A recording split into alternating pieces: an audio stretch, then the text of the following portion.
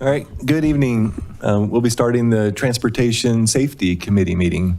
We do have at least one resident online. To begin with, I got the agenda on the screen, but the first thing we'll open up to is items from the public, not on the agenda, and I think we have one resident here that'd like to share. Asher, if you don't mind going to the podium. Of course. Share your name and what town you reside in. Greetings all, my name is Asher Lowe. I reside in Superior in Rock Creek. Thank you to the board, neighbors, and friends for the opportunity to speak today. I'm a homeowner, father, former ER nurse, and concerned citizen. Today I'm speaking about the threat that adolescent e-bikes riders present to themselves and the community as a whole. As an ER nurse who specializes in the treatment of traumatic injuries to children, young people, and adults, the most challenging aspect of my job was informing parents that their children have suffered traumatic, life-altering injuries. Today, our community faces the threat of families having to endure life-altering injuries or deaths due to preventable accidents. Every day, I see adolescents operating e-bikes in reckless manners. Unhelmeted young people ride on our streets with 2 or 3 kids on one e-bike. I've witnessed kids weaving in and out of roadways, crossing against lights, riding against traffic, and jumping curbs. Teenage hubris is no match for the laws of physics. It is not a question of if, but when will a child be struck and killed by a vehicle, forever altering the lives of their friends, families, and the person that hit them. It isn't just e-bikes versus cars that present an increased risk. In our community, I commonly see e-bike riders reaching high speeds on our trails, putting all pedestrians at risk of a collision. The same trails that I walk on have now become a safety hazard for where I fear for my young son to be on. The rise in e-bike use, especially among children and adolescents, presents a significant public health challenge due to the associated increase in injuries and fatalities. While e-bikes offer economic and environmental benefits, their high speed and potential for severe injuries necessitate urgent action. The higher e-bike speeds reduce reaction time for riders to avoid potential collisions. Attractive styling, naming, and bike-like appearances may not convey the risk to young riders or parents. Special caution should be exercised in traffic and when traveling downhill, as heavier battery can lead to faster acceleration and loss of control. Pediatric populations appear to be particularly susceptible to serious injury, with a recent review noting 35% of all e-bike related trauma occur in patients under 18. A study of 561 Israeli pediatric patients noted higher rates of accidents involving motorized vehicles, greater incidence of head injuries, lower extremity trauma, and the need for orthopedic operations in the e-bike cohort compared to conventional bicycles.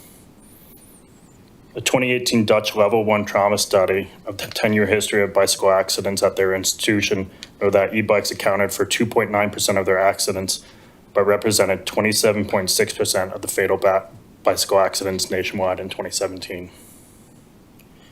Analysis by the Marin Health Medical Center in California Trauma Registry revealed that e-bike accident victims compared to regular bicyclists were more likely to require hospitalization and had higher risk of dying. More than 10% of e-bike riders who crashed and then presented to the trauma center expired. The e-bike injury patterns include pelvic fractures, which are more commonly seen in motorcycle riders than bicyclists. In February 2024, U.S. researchers reported a dramatic 49-fold increase in e-bike riders with head trauma nationally over the past 5 years, which they attribute to a lack of safety regulations like mandatory helmets, speed limits for e-bikes, and age restrictions. In August 2022, the city of Carlsbad approved an emergency declaration on e-bike safety after 2 deaths in a 17-day period. In June 2023, the city of Encinitas declared a local state of emergency regarding e-bikes after the death of a 15-year-old. I urge this board and our community to make changes before we're also subjected to the unnecessary death of an e-bike rider. Regulations and community understandings of risks have not kept pace with the surge in use, and greater public education efforts are necessary. I understand that there are some e-bike class age restrictions in place, but enforcement is abysmal, and even if they were perfectly enforced, it wouldn't be enough. The increased weight of these e-bikes, plus the speeds that they can reach, and the accessibility of these bikes to anyone makes them significantly more dangerous than traditional bikes. Our community must address this threat head-on with more education and enforcement. Enforcement of speed and rider limits, new laws that restrict e-bikes to adult riders who have the experience and education on road rules, and greater enforcement of these newly implemented laws and regulations in our community. Please, let's all take action now before tragedy strikes our community. Thank you. Thank you for your comment. Anyone else that would like to comment on an item not on the agenda? I see one person on Zoom, and if you'd like to comment, please raise your hand.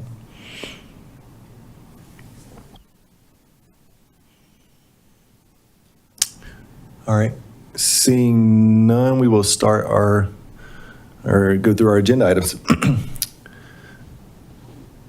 The first item we had on the agenda was the West Torrey Peak traffic calming. So this was on the agenda when we met in March, so wanted to follow up on this. Just for some background, we did receive a traffic calming application in October of 2024 regarding speeds on West Torrey's near Micah Court. We did hold a neighborhood meeting on December 17th. Unfortunately, Neil was the only person that attended, that was a resident. We do have an existing speed feedback sign. It's the diamond on the map there is where the existing feedback sign is west of the crosswalk. Brandon,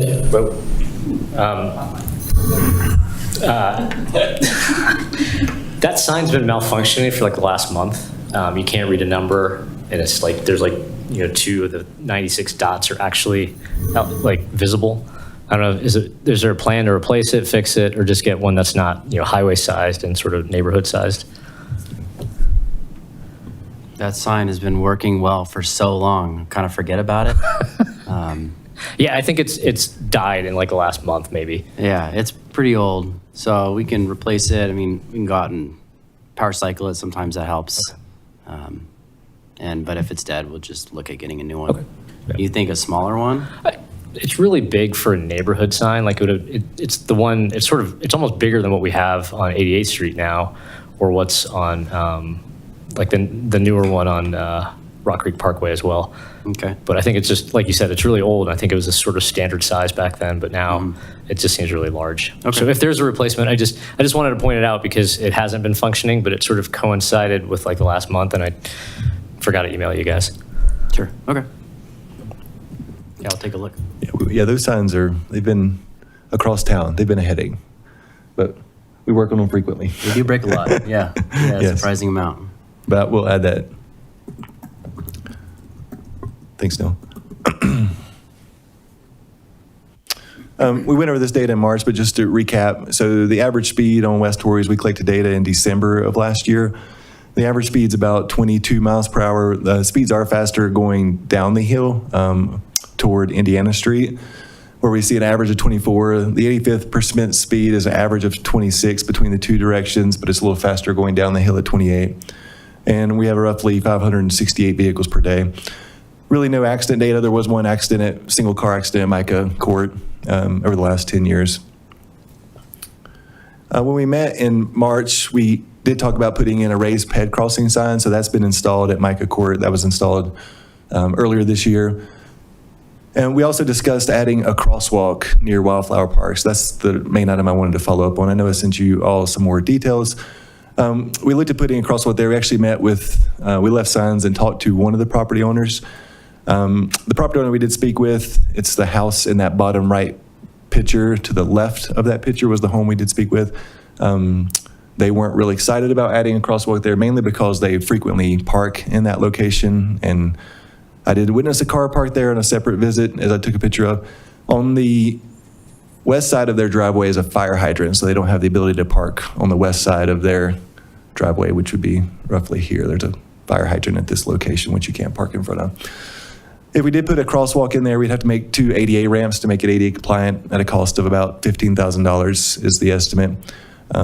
We do have, as you can see in the map, we do have crosswalks in the near vicinity, and we do have 2 ADA ramps, one up at the intersection, and I forget this cross street, but we have an ADA ramp here existing and an ADA ramp here. So from an ADA accessibility standpoint, really all residents have a pretty good access. The only ones that would benefit from a new ADA ramp would be roughly these 10 or 12 homes that are on this side, because pedestrians can still cross here without the crosswalk, which I'm sure they currently do.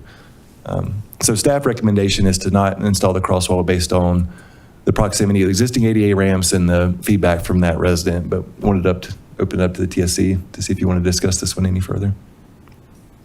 I think my only comment is, I think you put that sort of pedestrian crossing sign in there, and it seems to have worked really well. Yeah. For $500, I think we got a lot of what you were going for. That's good.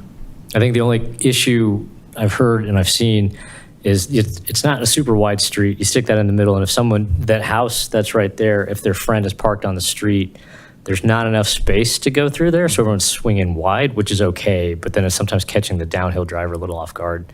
I don't know that there's any way to avoid that. It's just more of, if people are parking on the street, you're creating the friction, then you got the sign in the middle of the street, and I think some people just don't know what to do, but that seemed to have been early on. I think most people have figured it out. Would maybe extend no parking to a further extent? Well, the parking I'm talking about is on the inside, or sort of the north side of the street, parking along, so if you're parking in front of that house on the street, Yeah.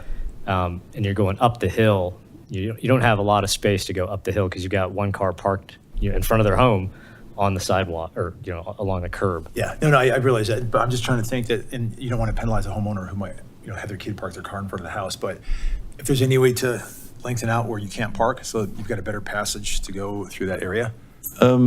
We had the same thing happen on Castle Peak when we put the sign in the road there. We got some initial feedback, and after that, we got none.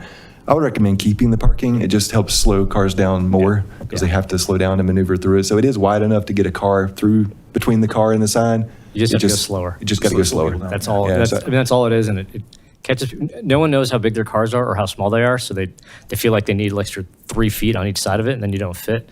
But any car can fit through there. Yeah, drive through downtown. Yes, It seems to me it's meeting the ultimate goal is trying to slow people down, so. Yeah.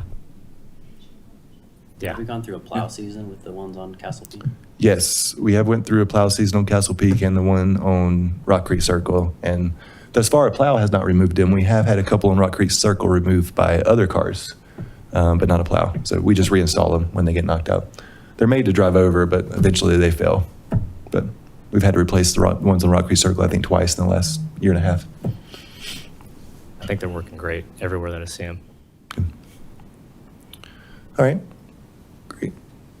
The next item on the agenda, we did get a traffic calming application for Daly Street and Eaton Circle. So I got my yellow pen there on the map. We received that in May of this year, was signed by 10 households. I thought there'd be a resident or two here, but I guess they couldn't make it. The concern was excessive speeds around the curve and parked cars around the curve, making it feel tight. So the town did install yellow centerline striping in, it looks like 2010, based on the records I could find. We've done that on a lot of curves in Rock Creek to try to keep people on their side of the road and slow traffic down, and it's been semi-effective for striping purposes. We did collect speed data along Daly Street just before school got out. Wait, no, it was in the summer, so school was out when we collected speed data. I apologize. Looking at the speed data we did collect, and we can collect it again when school's back in session, the average speed was 21 miles per hour, and the 85th percent speed was 25. As you can see in the map, cars do go slightly faster headed eastbound, and that's because it is slightly downhill. It would be my guess. If you visit the site, there's a slight grade change there. We have about 513 vehicles per day in that area, which is just above the criteria where we do apply traffic calming, where 500 is our kind of threshold. The 10 mile per hour range was 15 to 25, so the vast majority of cars are in that 25 and under speed. And we haven't had any accidents in this curve over the last 10 years. We have had accidents at the intersection here. There's been one or two, and at this intersection as well, but nothing in between the two. As I mentioned, the street does meet the minimum criteria for traffic calming, just over 500 vehicles per day. The parked cars in the curve, which you can see in this aerial photo from April, and they've been there every time I visited. I think people are parking in the curve to slow traffic down.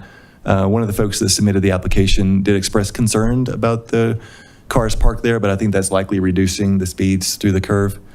The speeds and traffic volumes and accident history would not typically warrant traffic calming in this location. We can move forward with the neighborhood meeting and notify the residents and do that, but wanted to open it up to the Traffic Safety Committee to get your feedback. And I was hoping one of the residents would be here, but they did make it. I used to live at that corner years ago. Really didn't see much of an issue back then, not to say it couldn't change. But I think, how visible is the striping that's on the road now? Because last time I remember it was pretty faded. So that's an aerial photo from April, so we can still see it here.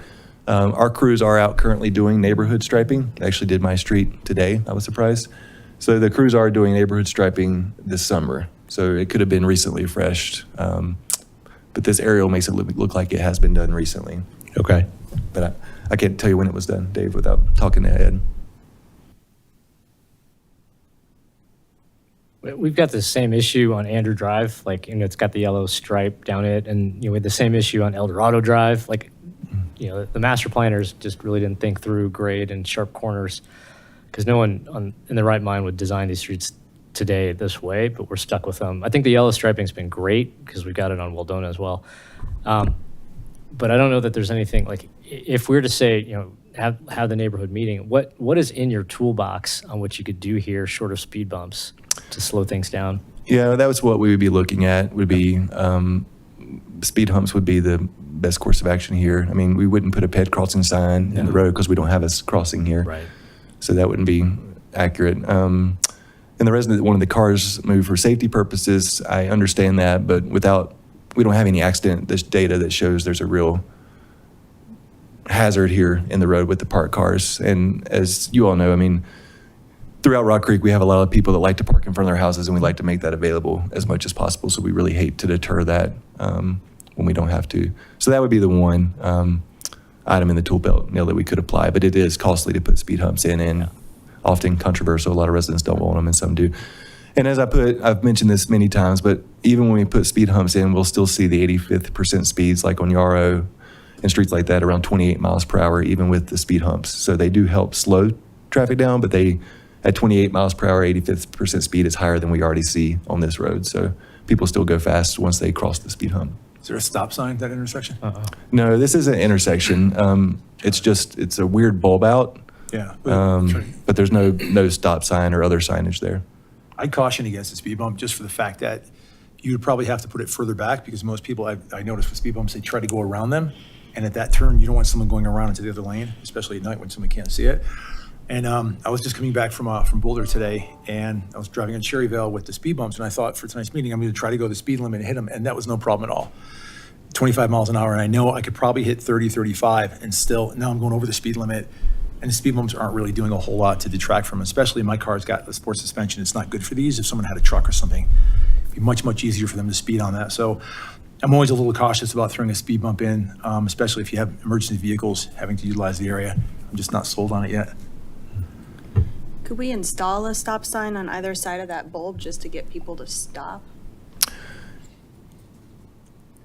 In short, I mean, we can, but so, and I'm going to talk about this a little bit on the next slide. So the MUTCD is very specific that stop signs should not be used to slow speeds. It's counterproductive. So stop signs really should pass a stop sign warrant analysis before you put a stop sign in.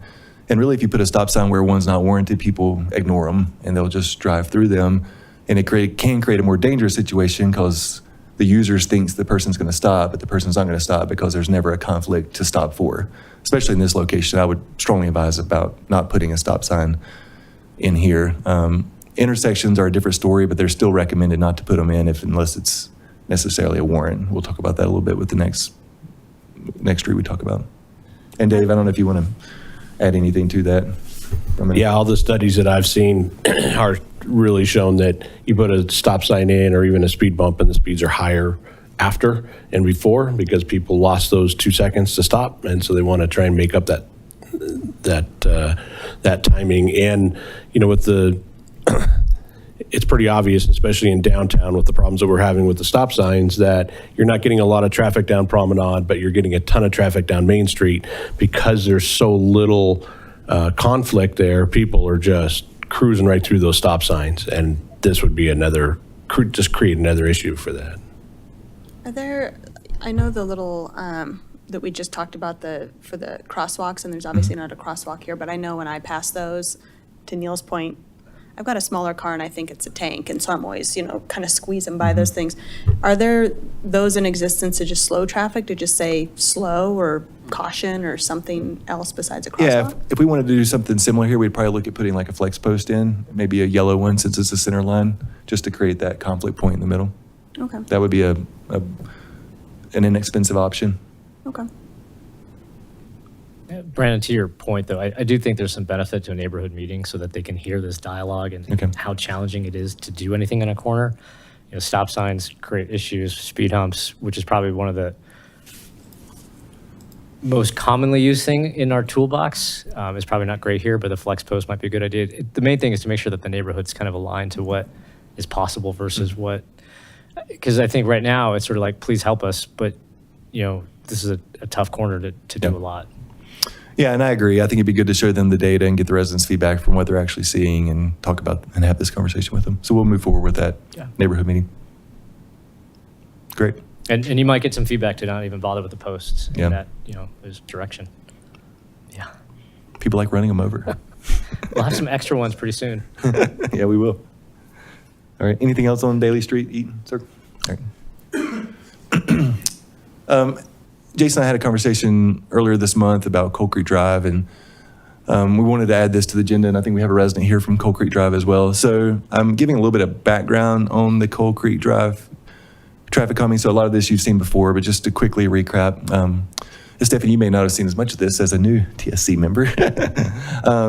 We did hold a public meeting in August of last year. We had a good attendance of that meeting, approximately 50 residents in this room. The primary concerns were speeds, cut-through traffic, and vehicles not stopping along Coal Creek Drive and 4th Avenue. We did a survey with attendees at the meeting, and the general feedback was they were not supportive of speed humps on Coal Creek Drive or 4th Avenue. There was some support of speed radar signs at 56%. Vast majority of attendees, I think all but 2, were opposed to closing Coal Creek Drive to through traffic. And 4th Avenue, roughly 87% were opposed to closing 4th Avenue to through traffic. And then 68% of our attendees were opposed to eliminating left turn movements from 4th Avenue onto Sycamore Street, which was just paved. Following the meetings and discussion with TSC, we did add some no through trucks signage on Coal Creek Drive, and that's been added as of late last year. I don't know that I put the speed data in here, but we have a lot of speed data on Coal Creek Drive. But after the meeting, and this data hadn't been shared, so I wanted to walk through this. So we did our traffic counts as part of our transportation plan updates. We collected detailed counts throughout town. And we got more specific, counting bikes and heavy vehicle counts as well. So we now have that data for Coal Creek Drive. The average daily traffic was very similar to what we saw when we collected data there for the Traffic Safety Committee meeting. Roughly 1,200 cars a day on Coal Creek Drive. 4th Avenue, south of Sycamore, was 789. I did include some residential streets in Rock Creek where we have upwards of 2,200 on Castle Peak, and then in the thousands on Torrey's, Yarrow's, Eldorado Drive, just for comparison purposes. I was really pleased to see the bicycle counts on Coal Creek Drive. I think 54. The only other street we had higher in the residential area was Castle Peak at 57.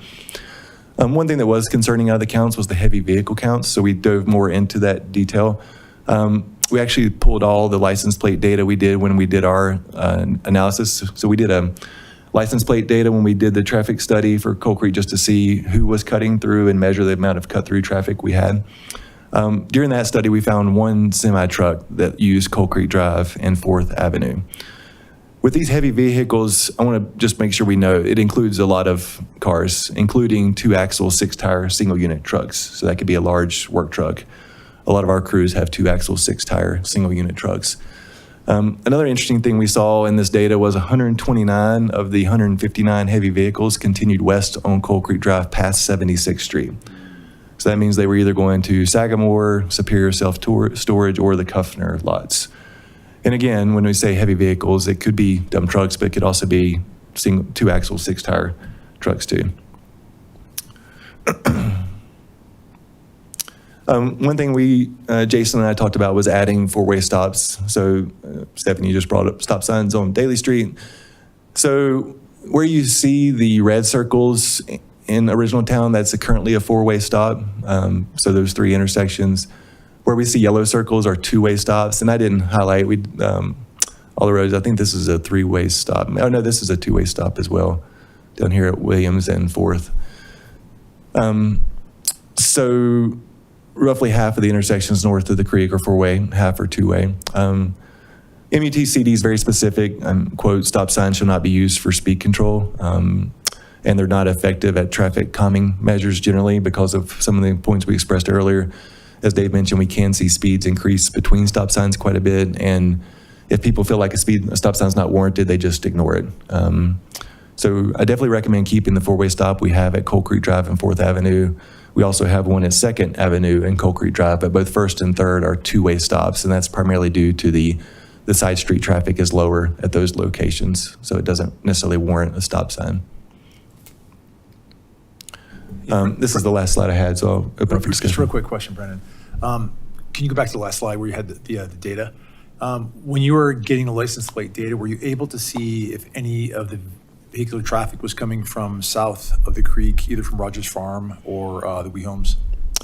Yes, so they definitely use that path to go to the shopping center. Okay, do you have like a percentage of like whatever local vehicles you use down on a daily basis? We do. I know I presented that at the time, but I don't have it in front of me, Jason, so I'd have to get back to you on Okay, that. yeah, that's fine, thanks. And I think we have a resident here on Coal Creek Drive, so Marcus, you might want to share some feedback or ask questions or. Yeah, I'd love to. I have so many questions. Yeah, actually, before you, or when you came up there, Brandon, can you go back 2 slides? Because I think I asked you this question a long time ago. And the biggest problem I have with, sort of crowdsourcing safety discussions is you don't know where people live relative to the intersection that's being asked. A lot of these people are opposed to any sort of change because it's going to decrease or rather increase the amount of time for them to get from point A to point B versus some of the folks literally live on these streets. Do we have any sort of longitudinal data that links how people voted to how far away they are from this intersection? We do have, we did ask the question of who was in the audience. I think there was only 1 or 2 people from Rock Creek. The rest were from. True, but I mean, just even localizing it, right? No, Mike? So we if you didn't live on get- Coal Creek Drive, it's different than living on Rogers Farm relative to that intersection. We didn't get addresses. We did ask, I could tell you what percentage were from Sagamore, Rogers Farm, and Original Town, but not Okay. outside of that.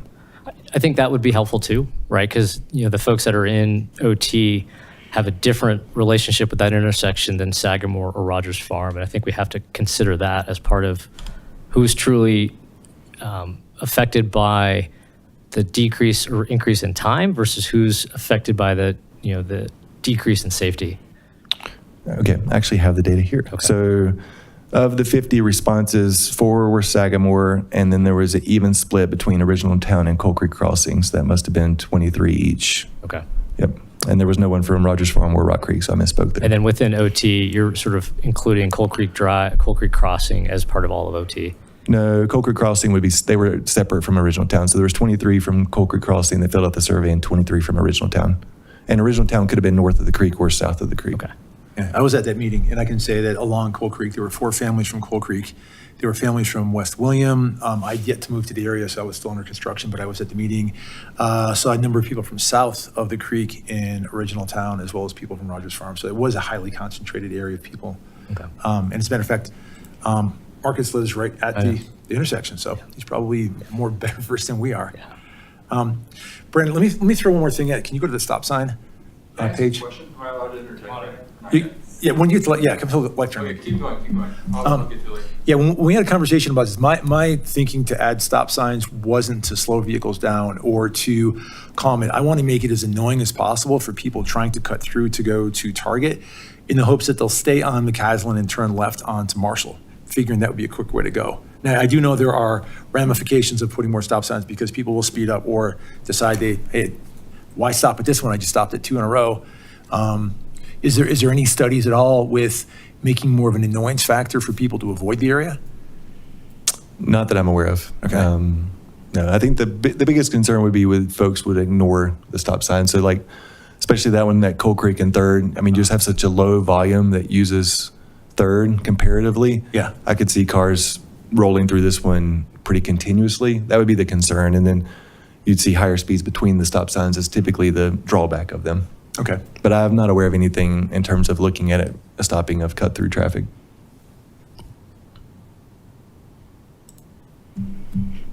Marcus, can we have Marcus speak? Yeah, unless, yeah. Yeah. I think one more person is showing up too. So can I ask a question of, do I get a certain amount of time, or are we just partying or just doing our thing? All right, cool. I'm Marcus Kirkwood. I live at 311 West Coal Creek Drive. I want to kick it off with a question. You said that part of the base was Rogers Farm, the night that all that data, you guys took that survey. If you want to go back to that, Brandon. There was nobody here from Rock Creek that night? Or Rogers Farm. So based on the survey results, everyone was from Original Town, Coal Creek Crossing, and Sagamore. How did we answer that? I don't remember that. I'm not questioning it. I'm just curious. You guys were doing like the phone. We did the Minty survey on the phone. You had to fill your address out or something like that? No, you just picked, you selected. Okay, Yeah. okay, cool. I think that is kind of like the baseline. You know, there's three major factors to this in my experience. One is the lack of safety, the issue itself. So like macro, how do we solve this thing? Two are definitions.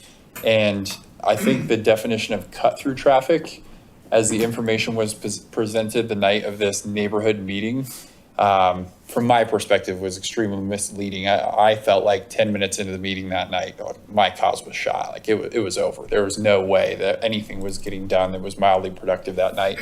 I think for me, living at that intersection, the way that I would define cut-through traffic is not even Rogers Farm or people who are south of the creek. It makes sense to me that they would take that route to target. I think there's a better alternative to that, but that's a conversation for another day. The cut-through traffic that we see coming through the neighborhood for the most part, I'd have to go back to your data again. That's where definitions is like the second issue for me. I don't know what you consider cut-through traffic and what you consider not cut-through traffic on, I think it's 2 slides over. We did not, I don't have cut-through traffic in this presentation. I do have that data, but not in front of me. Okay.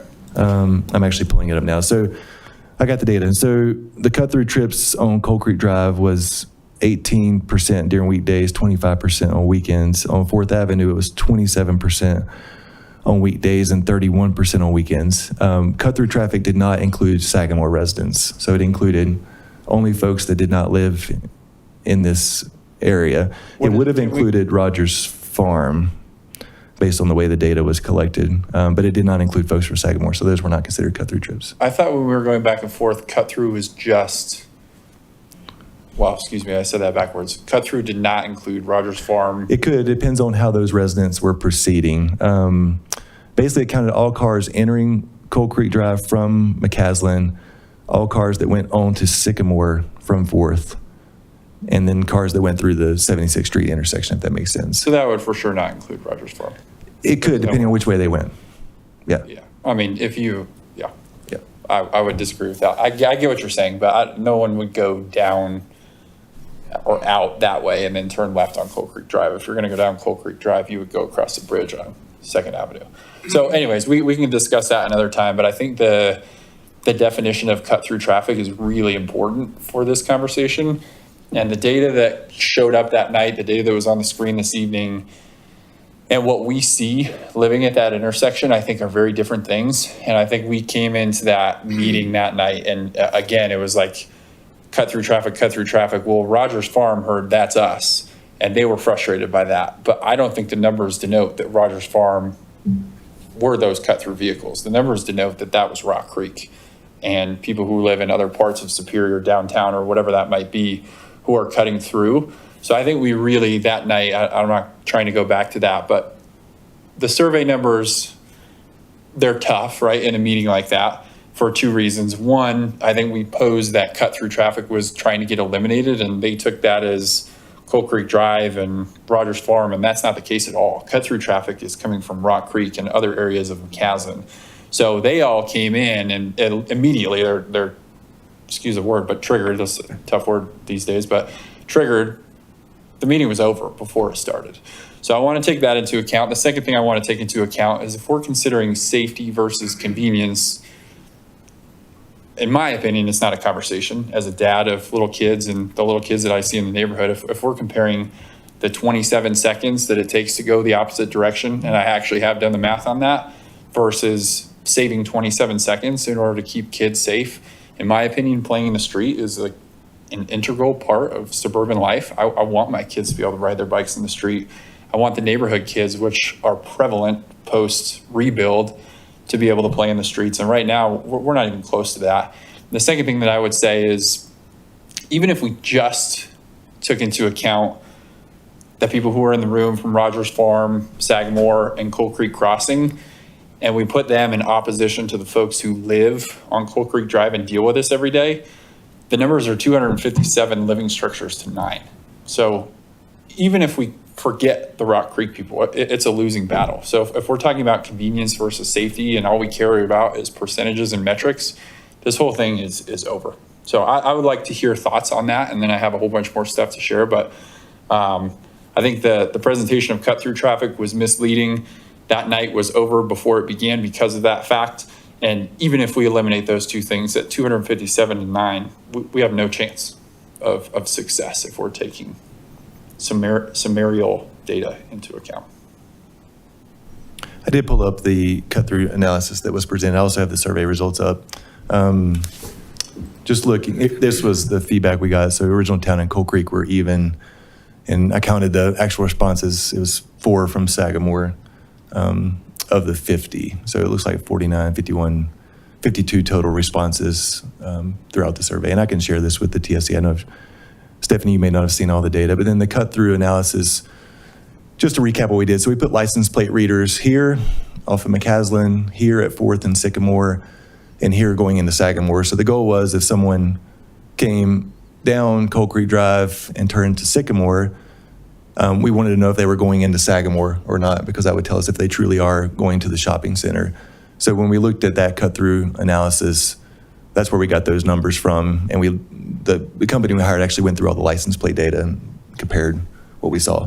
I mean, there was one car I remember that went through it 8 times while we were out there, for example, and several others from that perspective. So I don't think we had anyone from Rogers Farm in the meeting. If they did, they didn't do the survey, but they could have been there speaking from that perspective. But yes, if Rogers Farm went out through 2nd Avenue, that would they would not be counted as cut-through traffic. The reason I say Rogers Farm may be coming this way is because if you drive through Rogers Farm, it can be cumbersome to get from original town to Rogers Farm. It's not a convenient drive if you've ever made that drive. And that was intentional to try to avoid that traffic from using 2nd Avenue a lot. In our counts on 2nd Avenue, I don't have them in front of me, but they're about 420 vehicles a day on 2nd Avenue. So those counts pretty low in comparison. Yeah, so, south of the creek for Old Town is definitely much slower, much lower volume. But I think that Marcus's point, I think he makes an excellent observation with this. We need to stop the semantics of original town versus the world, or original town and Rogers Farm. This has to be one cohesive area. If I was living in Rogers Farm or in the wee houses, I would not go back onto McCaslin to go up to Marshall or even to cut through on Coal Creek. I would just drive up 2nd because that's still the same neighborhood, the same geographic area. I look at it like if you're west of McCaslin, south of Sycamore, I mean, that's basically one area that's going to be utilizing, the traffic grid. So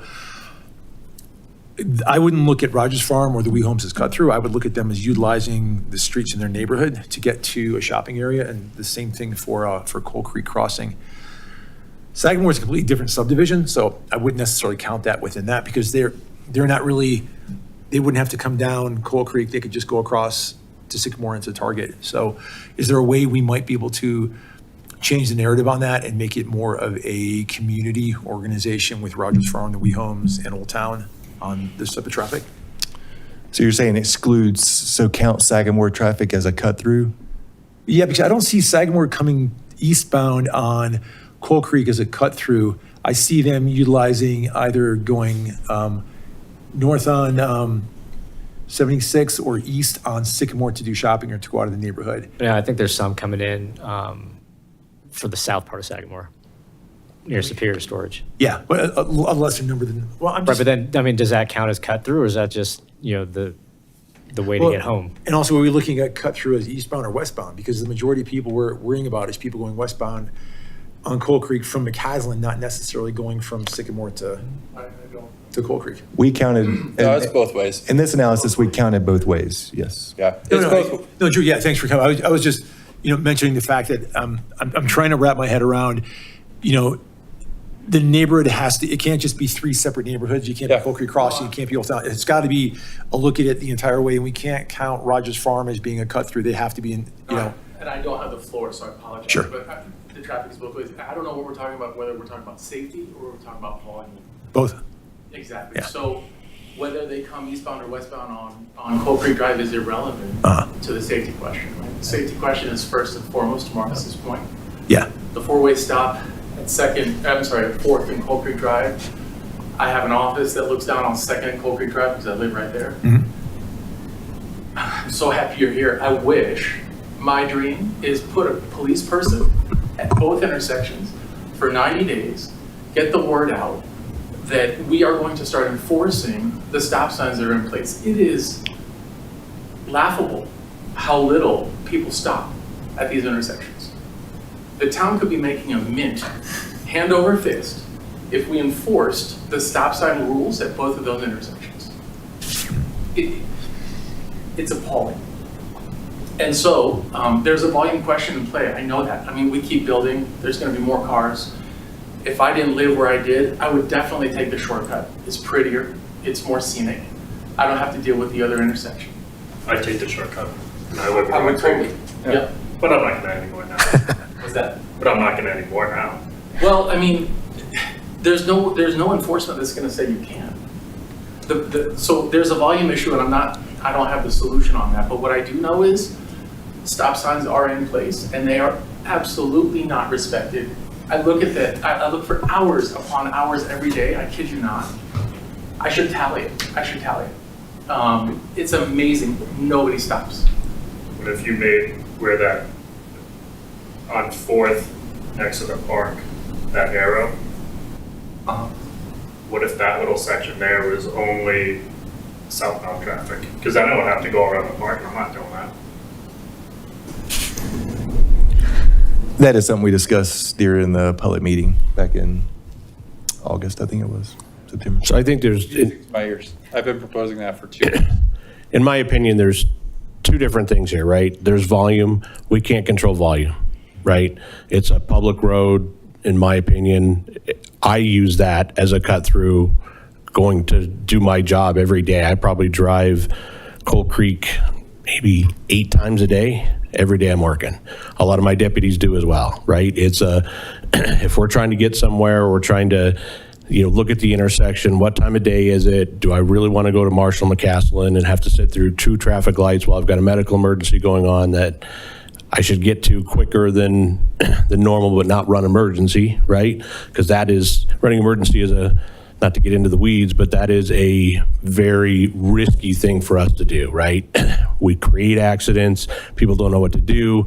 Yes, we can get there faster, but is the risk versus the benefit. And so I know that Coal Creek is a cut through. I sure hope that my deputies and myself aren't running stop signs. But so I think the volume side of it, I think, is a moot point, right? And, Jason, you talked about you can try and make it as annoying as possible. Well, if you want to make it as annoying as possible, build it like 55th that goes between Baseline and Arapahoe, and you will decrease the amount of traffic, right? The amount of speed humps and the slow speeds that you have to go through in that area, that is flat out annoying, and I try and avoid 55th between Baseline and Arapahoe because it's annoying. But I don't think volume is what you're after. I think the number one concern is safety. I'm a big stat guy, and Brandon, you can tell me, I can't remember the last time we had an accident. We've had some close calls, right? I've seen close calls with pedestrians and kids and things like that. So I would love to spend more of our time out there doing traffic at those stop signs, right? Because we've got, 350 to 400 cars a day using it for a cut through. 2,000. 2,000 a day using it for a cut through? No. Oh, no. Excuse me, you're right. It's 1,200 cars a day on. 1,200 cars a day, so that's about, Sorry. yeah, go ahead. No, you're fine. I think I'm misconstruing the data that you're talking about. Keep going. Okay, so about 350 to 400 cut-through cars. And I can tell you we can try and spend some more time out there and see if we can make an impact. When we've had other neighborhoods similar to this that have had a large problem with either speeding or stop signs or all that, the interesting fact is most of the people that we're writing the tickets to are the residents, not the cut-through traffic. And so it's the residents are the ones that can create a safety issue as well as the cut-through traffic creating a safety issue. So it's a large balancing act, right? We've got 4 square miles and a lot of traffic to do with 2 deputies to try and do specific targeted areas. And what we do is we typically do that off of complaints, traffic accidents, stats, things like that. So I can tell you I'll commit to having my guys spend some more time out there and write some tickets. I couldn't commit to doing that for 90 days. I'd love to have the staffing to do that, right? Right. But I can commit to you guys that, I can tell my guys, direct them, hey, let's spend some time out here.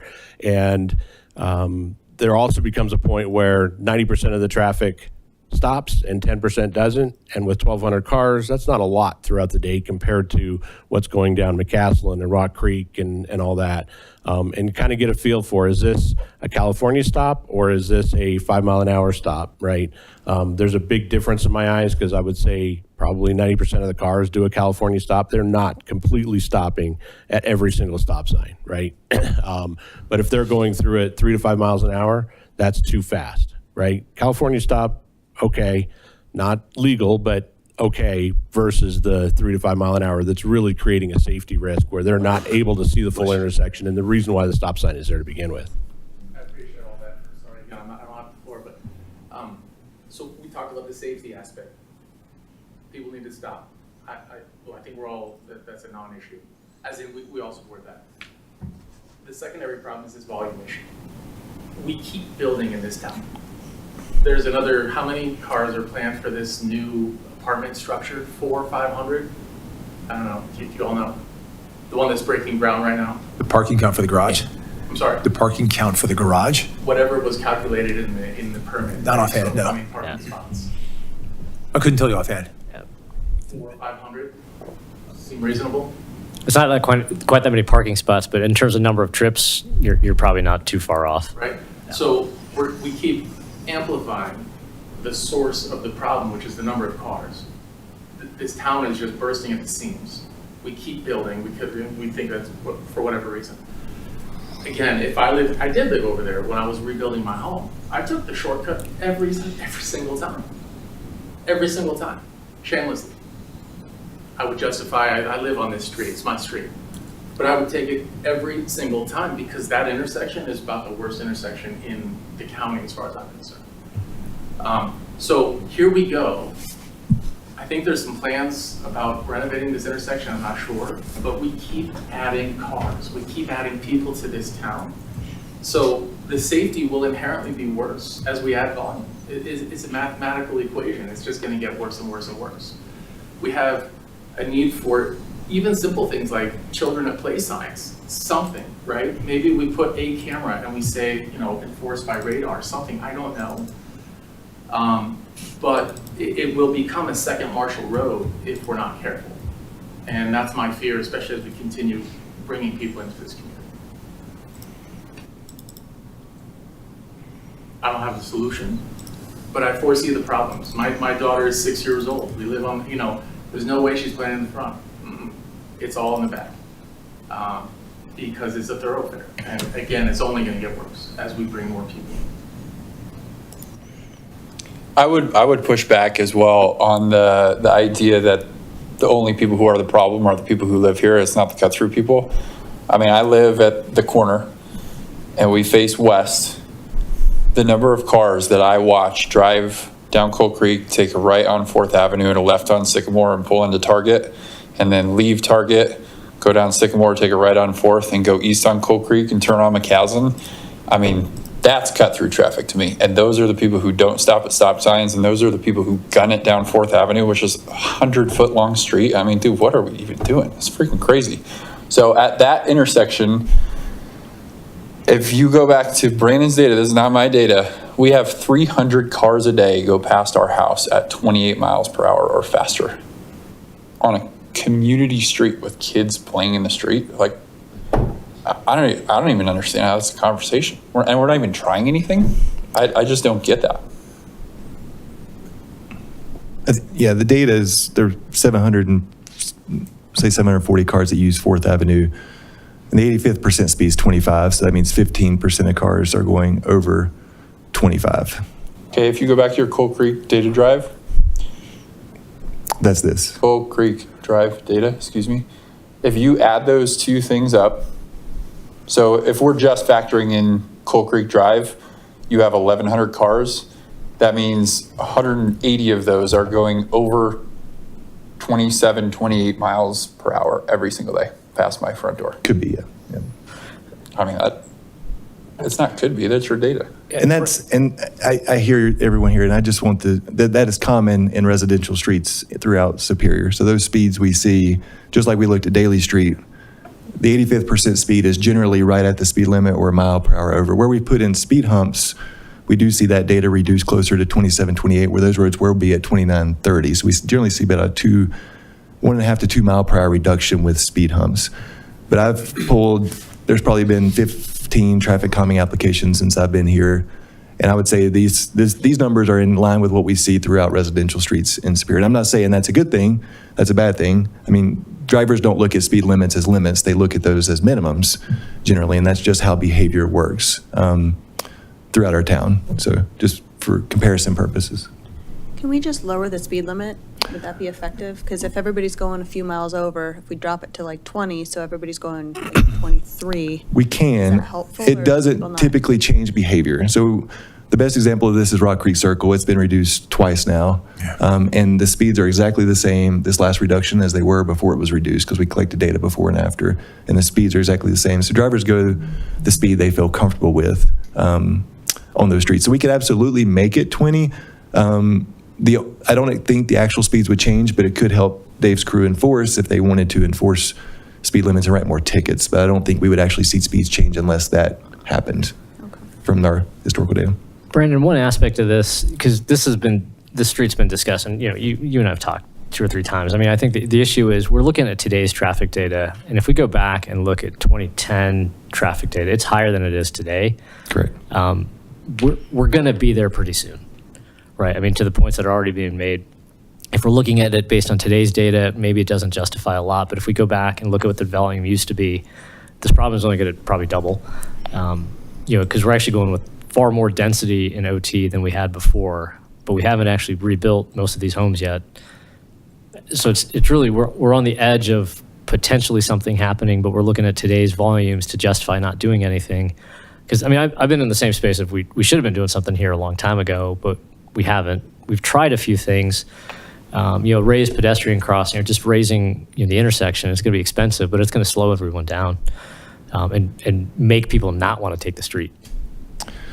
Yeah. As a cut through. So the traffic on Coal Creek Drive has not increased over the years, and we are growing as a town, but so in 2020, we were at 1,600 cars a day on Coal Creek. 2015 was 1,608. 2010 was 1,100, and 2005 was 1,350 on Coal Creek Drive. So we haven't seen a change of volume on that street per se. We do have more homes being built in original town. We also don't know what percentage of this cut-through traffic or traffic in general was rebuilds activity, because contractors are taking a lot more trips than residents do. If a home's being built, you could easily have 20 trips a day for that home from different subs going back and forth, going out to lunch, versus a single family home is usually in the 7 to 8 trips a day. So that's something we can definitely monitor. As towns grow and we get more dense, yes, we see traffic volumes typically increase. We still haven't got to pre-COVID numbers in general on most of our streets, and that's because behaviors have changed. More people work from home now. You rely on Amazon deliveries, and one Amazon truck brings 40 home deliveries a day through here versus 40 people going out, things like that. So volumes are actually lower than they were historically on this street today. Yeah, I don't see a way. I mean, a lot of it's behavior. I don't see how we're going to stop people from wanting to come down here to use Sycamore. And, You know, you see me walking my dogs all the time, and I walk quite a bit, and I do pay a great deal of attention. You know, I hate to say this, but I think the contractors, for the most part, stop at the stop signs. They tend to pay more attention. They tend to go slower. Granted, they're in bigger vehicles. And not to throw anybody in the bus, and obviously there's nobody in the room who's done this, but I've had conversations with people as we complained about this, go right through the stop signs. And I'm thinking, you know, I'm standing with my dogs going, you guys are the ones complaining and you're not even bothering to slow down. So it's, how do we change people's behavior that's so rooted in barely anybody in town stops at stop signs? I used to live in across the way in downtown, nobody stopped. California stopped at best if they weren't just going to go completely right through it, continuing at 20 miles an hour on Main Street. I mean, it almost has to be something we have to make it undesirable to go down the street, because people are always going to run the stop signs. People are always going to speed. People are always going to do whatever's easiest for them, regardless of where you guys live or where your children are playing. So, I mean, I'm open to talking about ideas to make this a less desirable route to use. But I mean, how do we do that? How do we do that and still make it an area where the people that live there aren't going to be affected negatively by that in order to go about their day? I want to go back to something that you said, Sheriff.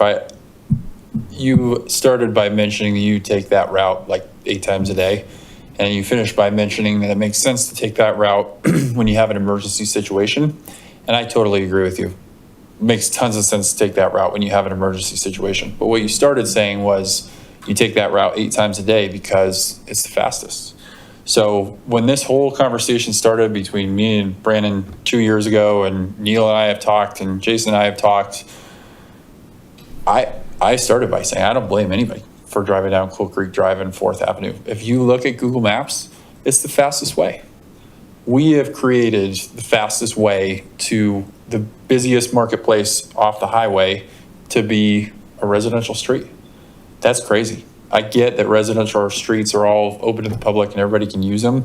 I think it's on the town to solve the problem. I don't blame you for taking Coal Creek Drive and 4th Avenue. That's what I would do. It's what he did. I mean, it's the fastest route, and people will continue to do it regardless of stop signs and speed humps. I think the problem is bigger than that, but they're not going to stop until we make it inconvenient.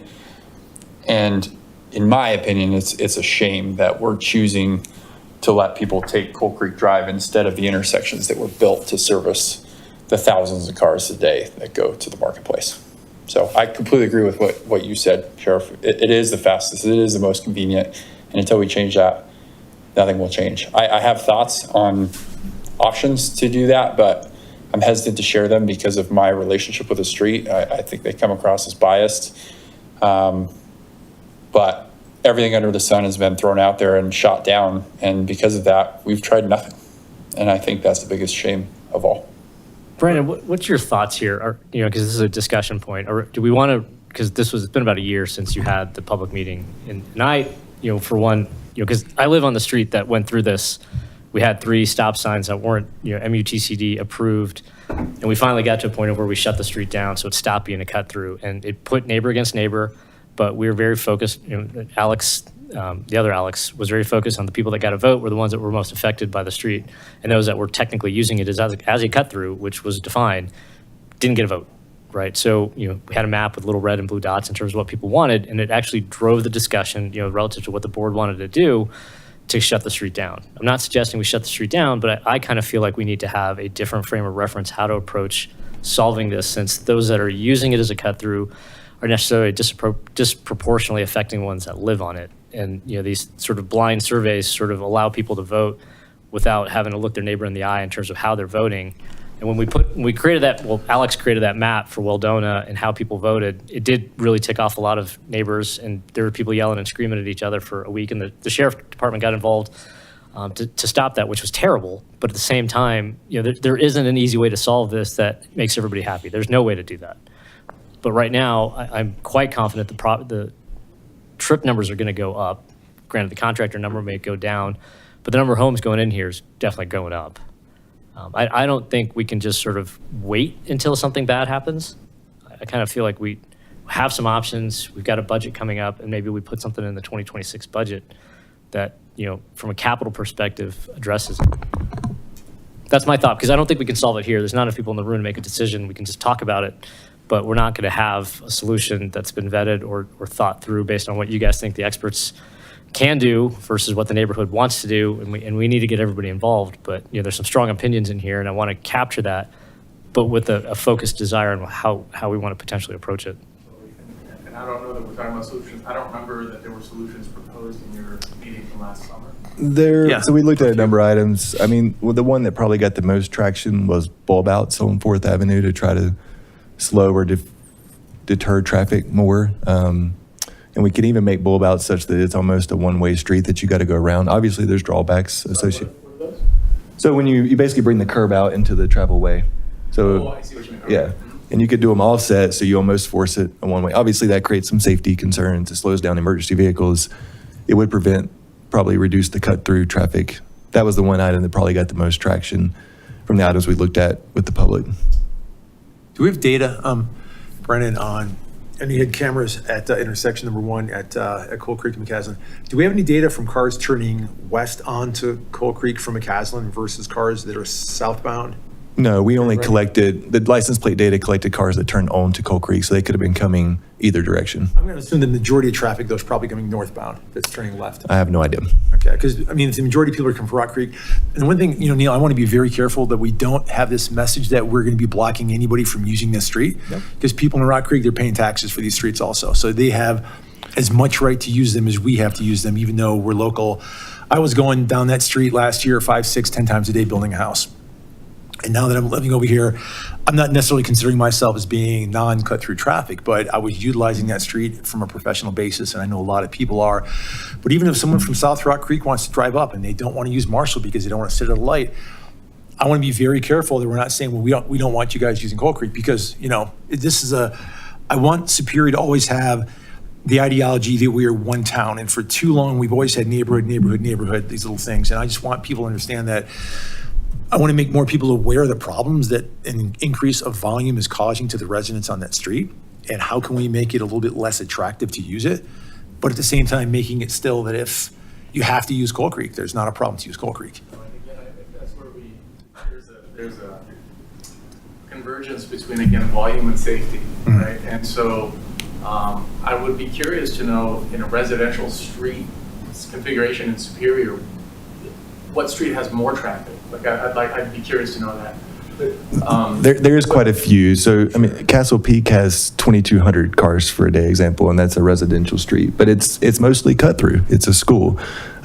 Torrey's Peak has a lot of cut through traffic. So a school, right? I mean, nobody's messing around in school zones, I would hope. You'd be surprised. Yeah. Assumption of the year, but I mean, Yeah. there's a volume component. It's going to be hard to manage, right? It's going to be hard to, because you're right. I mean, we all pay taxes, fair. But there's a safety component. So I think there are things we could be doing. And again, I'm a perfect driver, and I only got one ticket. No, I got a ticket in Boulder once, cruising down the road. I was going 35 and a 25, I think, something like that.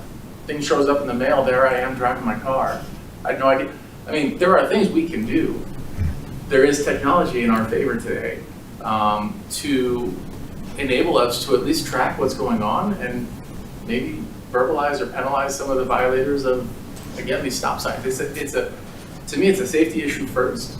The volume issue follows suit to the safety issues, the safety solutions we put in place. If I can piggyback off of that, sorry if I'm interrupting anyone. Oh, right before you leave, I'm going to talk about you. What was your name? Asher. Asher. I think 99.9% of our community is Asher. Like, dude, I had no idea this was a problem. I'll never go that way again. I just don't think people know. So thank you for saying that. You can leave now. But I think that, like, we have a sign on McCaslin that says local traffic only.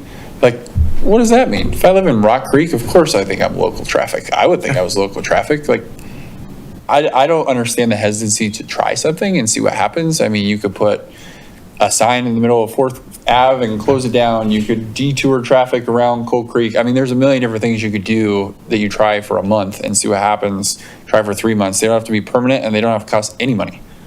I don't understand the apprehension to at least communicate to the community as a whole, Rock Creek, downtown, whatever. Hey, if you're going to the marketplace, this is the way that the city wants you to go, as opposed to cutting through past all these front doors. I don't see any effort to try to change that. And the hard part for me is a lack of willingness to at least like try something, even if it's temporary. But I do, again, sorry, I'm being long-winded. I think Asher is 99.9% of our community, and we just don't even know there's a problem. Local traffic only, that's me, if I'm Rock Creek. So I'll just jump in here. I've been part of these conversations for a little over 10 years now, and obviously there's no solution yet. Some things we have tried, we've done several public communications campaigns, where we send out emails to everyone. Some drawbacks to that, it only goes to people that are signed up. And then every time we did it, we got pushback. How dare you tell me not to drive on this street, things like that. And that's just things we have to manage. We put signage on McCaslin, right at that turnout. Marketplace traffic use Marshall Road. I don't know how many people. It's behind a tree, you can't see it. Well, we need to cut the tree down, When that road was redone in the early 2000s, they added all those bulb outs to slow traffic down. So, things have been done. I just don't want to have the message be that we don't care and we're not doing anything. I'm interested in ideas, right? Like, we can talk about all these permanent alterations, but pilot projects are good too. And, would a speed radar sign make a difference? Should we paint some street murals on the intersection so it feels more like a neighborhood? Should we put some things in the middle of the road? The only way to slow people down is to put stuff in the road. But, I think given how much we've talked about this street, how long it's been going on, and how little progress has been made, what are your ideas? And I don't want to put you on the spot, but if you want to talk about it afterwards, I'm fine sharing them. I just feel sheepish about it because of my location.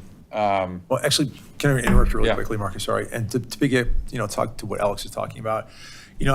I asked if we had any data from a left-hand turn onto Coal Creek from McCaslin. The first thing I'm thinking about is, okay, let's say we eliminated a left-hand turn just to try something out, right? Now we're sending much more traffic to Marshall and McCaslin. That's going to create another big issue there of left-hand turn traffic on the Marshall. And then what's that going to do for people, you and I coming up McCaslin wanting to go home, right? Would we start going through Rogers Farm? And that's a real pain in the ass to drive around that, because that really is designed to make it very difficult to go through it, right?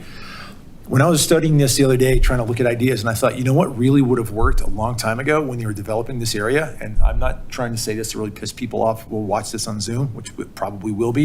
I've got a knack for doing that. If you come out of Main Street and you go west of the turning circle, that road should go straight through those two parks. It should continue across. There should be a bridge there crossing the creek, and it should turn. You should take 4th Avenue straight up that way. And then you can have a stoplight somewhere, and then you can limit the traffic and make it a little bit.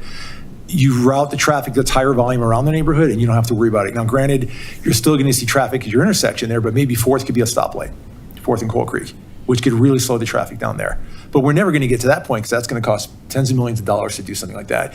Nobody's going to want to be able to go through open space with a bridge. OSAC will lose their mind from hearing this. And I just have this knack for pissing people off. So, there are ideas, Marcus, that are crazy, but why not talk about it, man? If you've got some idea that might work, let's discuss it. I think the only solution is to get the convenience of getting to Target and whatever else they're going to over there to be less convenient than the alternative, which means you have to add 30 seconds to 60 seconds to their drive.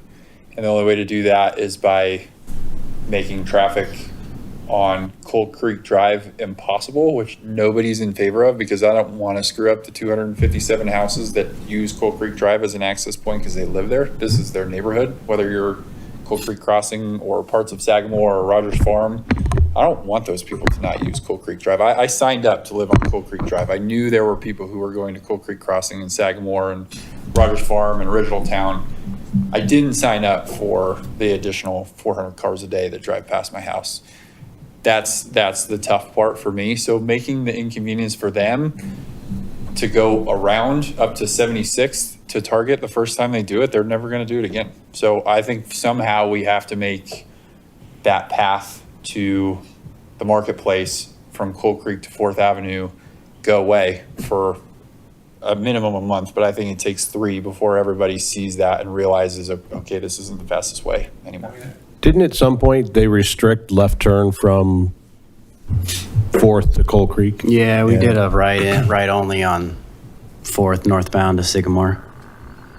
And I wasn't here then. I think they got pushback from the businesses too when they did that change. And the numbers show it's about 240 cars on Coal Creek and 210 on 4th Avenue for cut through. So 200 a day. Each 220. way. No, that's total.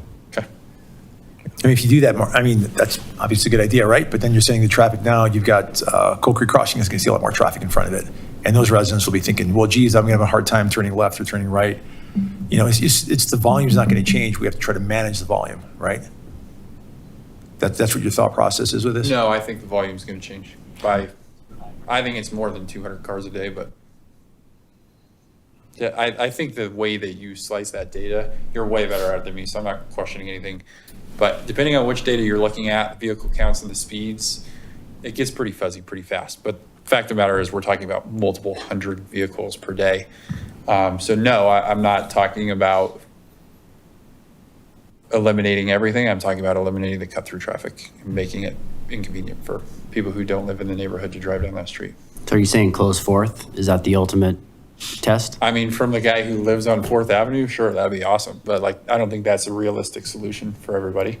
I think they're a realistic, I mean, candidly, I have tried a million different things to solve this problem that I think actually makes sense. I don't think speed humps make sense. I don't think stop signs make sense. You said earlier today in conversation about a different street, if they're not warranted, people don't stop at them.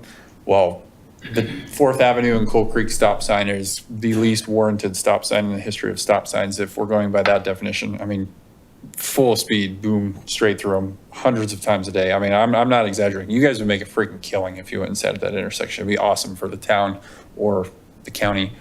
I think the way that you make it not a nightmare for everybody, but still make it annoying for the people who are taking it to get from, you know, Coal Creek or Rock Creek or downtown, is you make Sycamore a right turn only from 4th Avenue. And then the part that I don't like, I think that solves the problem 50% of the way.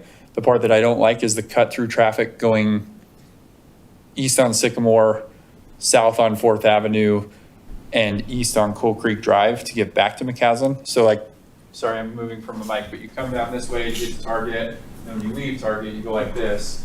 Well, you can prevent people from going to Target by making them turn right. They'll only do that once, and then they'll take the normal route. Problem is, when they leave Target, you can't make them not turn right here. People will lose their minds trying to get to the neighborhood. I think that would be bad for the rest of our neighborhood, so I don't want to do that. But if you make this a one-way, so you have to go around the park to get there, yeah, you're going to see some increase in traffic for Coal Creek Crossing. But from my perspective, it's neighborhood residents. And if we're going to use the argument, they have every right to every street in the neighborhood like we've done for my street for the last 2 years, then what's wrong with using 76th and Coal Creek Drive? If we cut down the traffic by 30%, everybody wins. And I would also like to state that all the people who are pissed off about traffic going past Coal Creek Crossing have 0 front doors facing Coal Creek Drive. Yeah, the feedback on 4th Avenue closure that we got from the public meeting was from the residents that live here. So obviously, if we close 4th Avenue or make it one way or make it right turn only, it does create a disruption to those folks in original town, Coal Creek Crossing, Rogers Farm, that use that route to get to the shopping center. So they'd have to go either out the roundabout at Main Street or down past Sagamore at Sycamore. And I can tell you, Dave and I have probably gotten 6 complaints about the intersection of Sycamore and 76th Street in the last month from families living there and people running stop signs. So some of the same concerns we're having at Coal Creek and 4th are happening at the intersection up there with number 3 on it. Coal Creek and 2nd as well. Yeah, so if we force cars that way, that increases the traffic at that intersection, even if it's just the local traffic that's getting to the shopping center. They'd either have to go out to McCaslin or go out to 76th Street. I'm thinking through streets that I absolutely hate driving on, and I want to say it's either Pine or Spruce. In Boulder, there's Pearl Street, and then it's like a block or 2 north. I want to say it's just a block.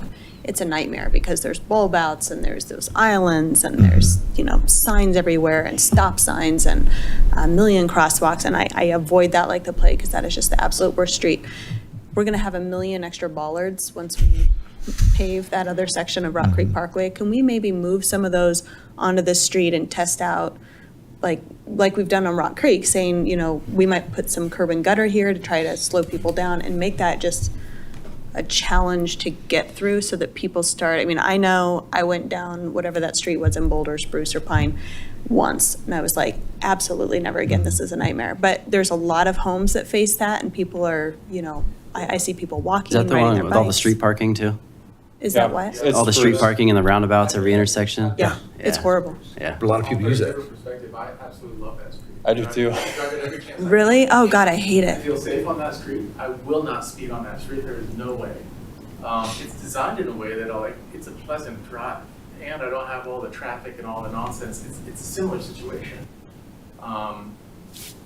There's no surprise that our community takes a lot of them take Cool Creek Drive to cut. We've already spoken about that. I did it myself. I would continue to do it if I didn't live where I did. It's a more pleasant experience. But you're slower. Like, I don't like to drive it because I feel like my sight lines aren't very good. So with all the little roundabouts and the bulb outs and, you know, crosswalks and people parked on the street, I feel very unsafe driving it because I'm afraid that there's going to be a kid darting out or a bicyclist because pedestrians have care. the right of way, but they don't But you care. stop. You care. That's the tough part. There's too many people who don't care. But I don't see people drive or speeding on that street when I ride it. Yeah. The one time I did it, because it feels very unsafe to speed, because it feels like at any moment something's Yeah. about to happen, because Yeah. it's just very chaotic. Plus it's Boulder and there are police everywhere and cameras Yeah. everywhere. I actually got a ticket on that too. Yeah. And I didn't even know I was speeding. Well, and So, I don't want a solution, and I don't know how much cameras cost. But again, to me, safety begets volume, as in, the volume, we've talked about this, there's not much we can do. I mean, there's just not. But the safety aspect can impact people's choice to want to take Coal Creek Drive or the other route. The problem we haven't discussed is that the other route is painful. People avoid it. By definition, it's painful. I don't want to go into that intersection, it's awful. So the other aspect to this is, you know, what are we doing about that situation? I think Currently? the crossing of 36 is like one of the most unique traffic do we have the situations counts? I feel like I saw the counts. But it's great, like it works effectively. I don't know The projections if we're talking about for today's changing traffic presentation. patterns as a part of Oh, really? this at Marshall and McCaslin. But that intersection is, I mean, I see it every day. It's backing up to the curve, right? Almost back to the other light at Sycamore, every single day going east.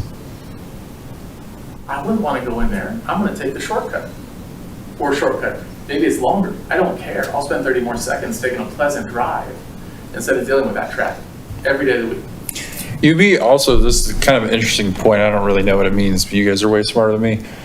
People turn right from Sycamore onto 4th Avenue and realize they're in a neighborhood and do a U-turn at Maple. I mean, this is an alley, but they pull in this alley, turn around and go back out to Sycamore all the time. Like all the time. So I don't even know that half the people know that they're cutting through. Again, I don't really know what that information means, but we probably see 20, 30 cars a day turn around in front of our house because they think they're driving into a neighborhood. I almost want to go tell them like, yo, it's way faster to just drive past my house. You should keep going. But I don't know that taking away that right-hand turn, no, I don't think it makes it that much less convenient. I mean, it's 27 seconds extra to go the long way, quote unquote, around the park if you start at 4th Avenue and Coal Creek Drive and you drive under the speed limit and you actually stop at all the stop signs. So I think the inconvenience level is pretty minimal and the safety factor increases quite dramatically. So I'll candidly share my dream with you. I wish we could route Let's dream, everyone baby. to the marketplace through Marshall and Sycamore, Yeah. like everybody, because then, you know, we can meter them with the traffic lights and it's just a lot more control. You know, I think the tricky thing is if you close 4th, you get everyone off Coal Creek Drive, that's great, but then they're going to speed along the park. You know, that's a ramp. You Oh, have that's 4 so blocks bad of- right now, dude. I know, watched okay, so 4 then maybe cars you- drag race down that street Maybe Tuesday night. Maybe you also horrible. limit the north-south access at 76th Street. You know, you'd have to do both, I think. Because, you know, it's 27 extra seconds if you drive responsibly, but maybe it's only 17 extra seconds if Yeah. you drive like a maniac. Yeah. And I think you're going to have a lot of people that are just gunning it through that stretch of road. So then you'd have to do both. So that might be effective. I don't know. Just closing 4th seems like piecemeal to me, just thinking through it.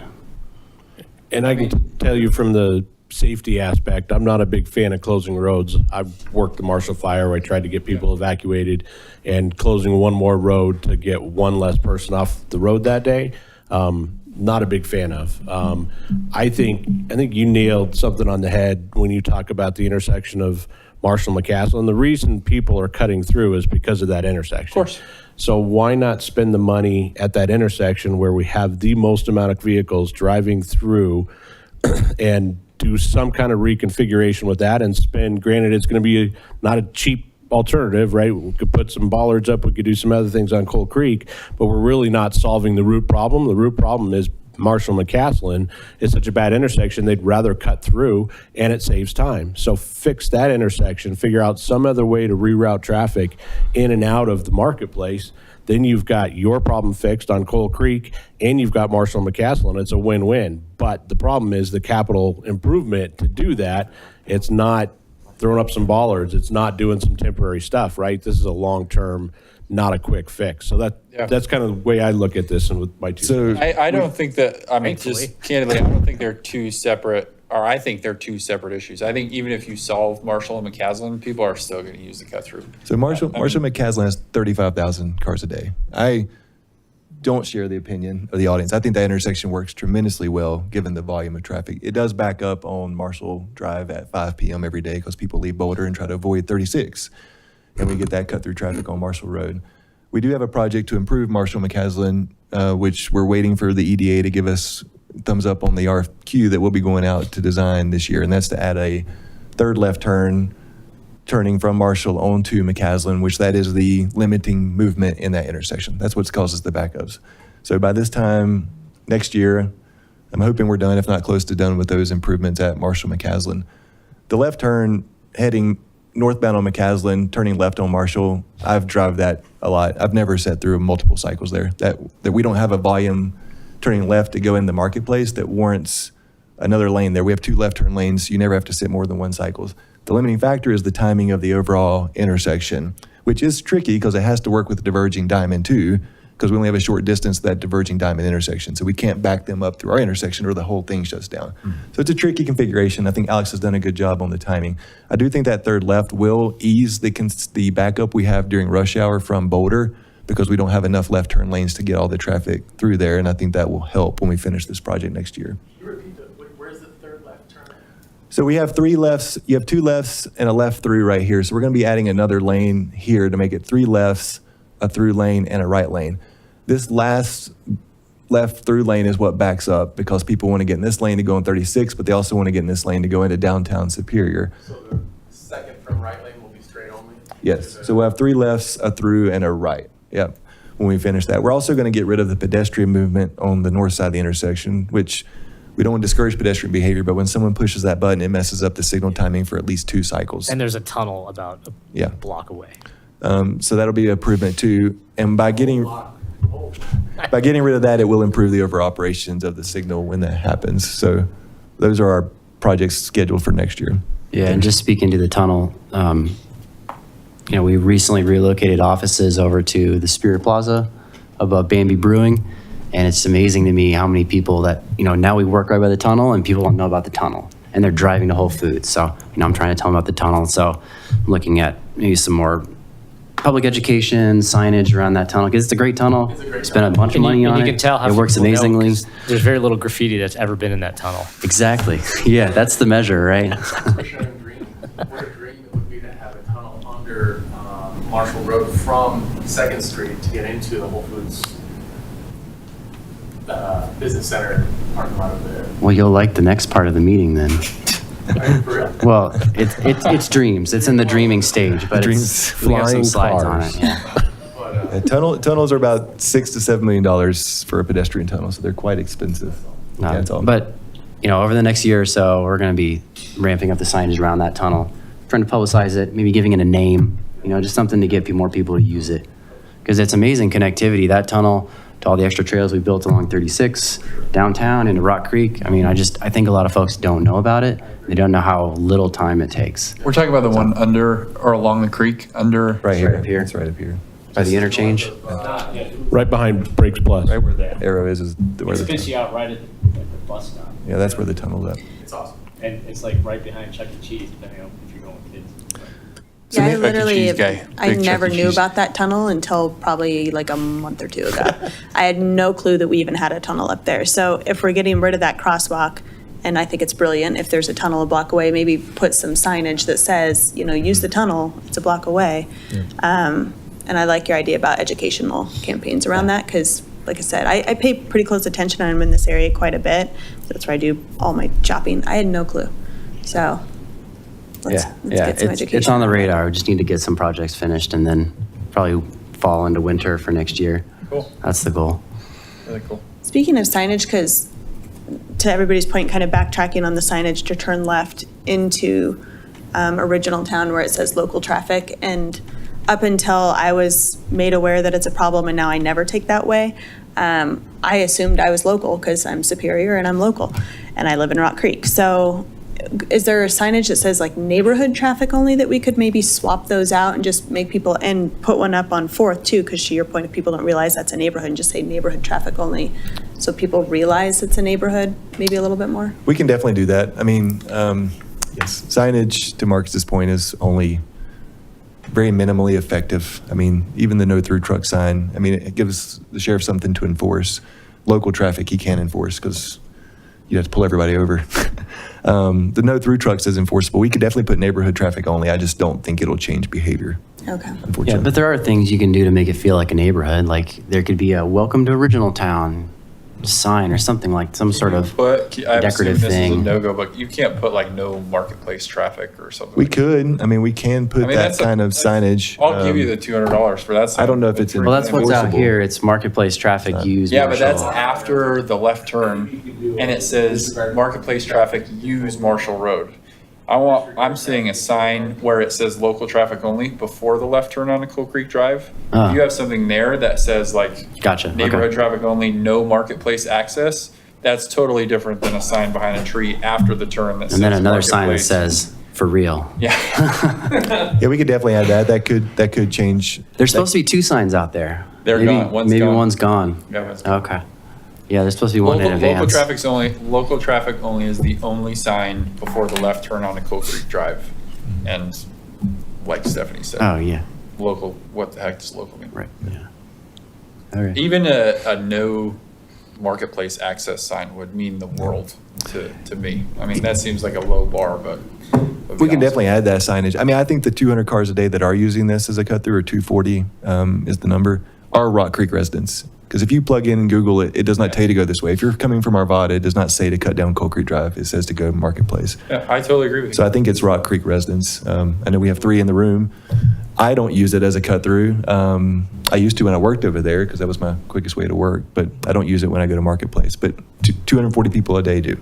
So then that's changed because somewhere around 2017, 2018-ish, it was showing that route. And then we did some tech support requests to Oh, Google. cool. That's really cool. And I don't know, yeah, I've listen to mapped us it. or listen to somebody or I've mapped maybe it a couple data times changed. just to make sure, and from my house every time it tells me to go to Marshall. That's cool. All right, Because I was going to contact Google if it wasn't, but it was. okay. Thank you for doing that. Appreciate that. Yeah, the only time I use it now is if I'm coming from town hall. Yeah.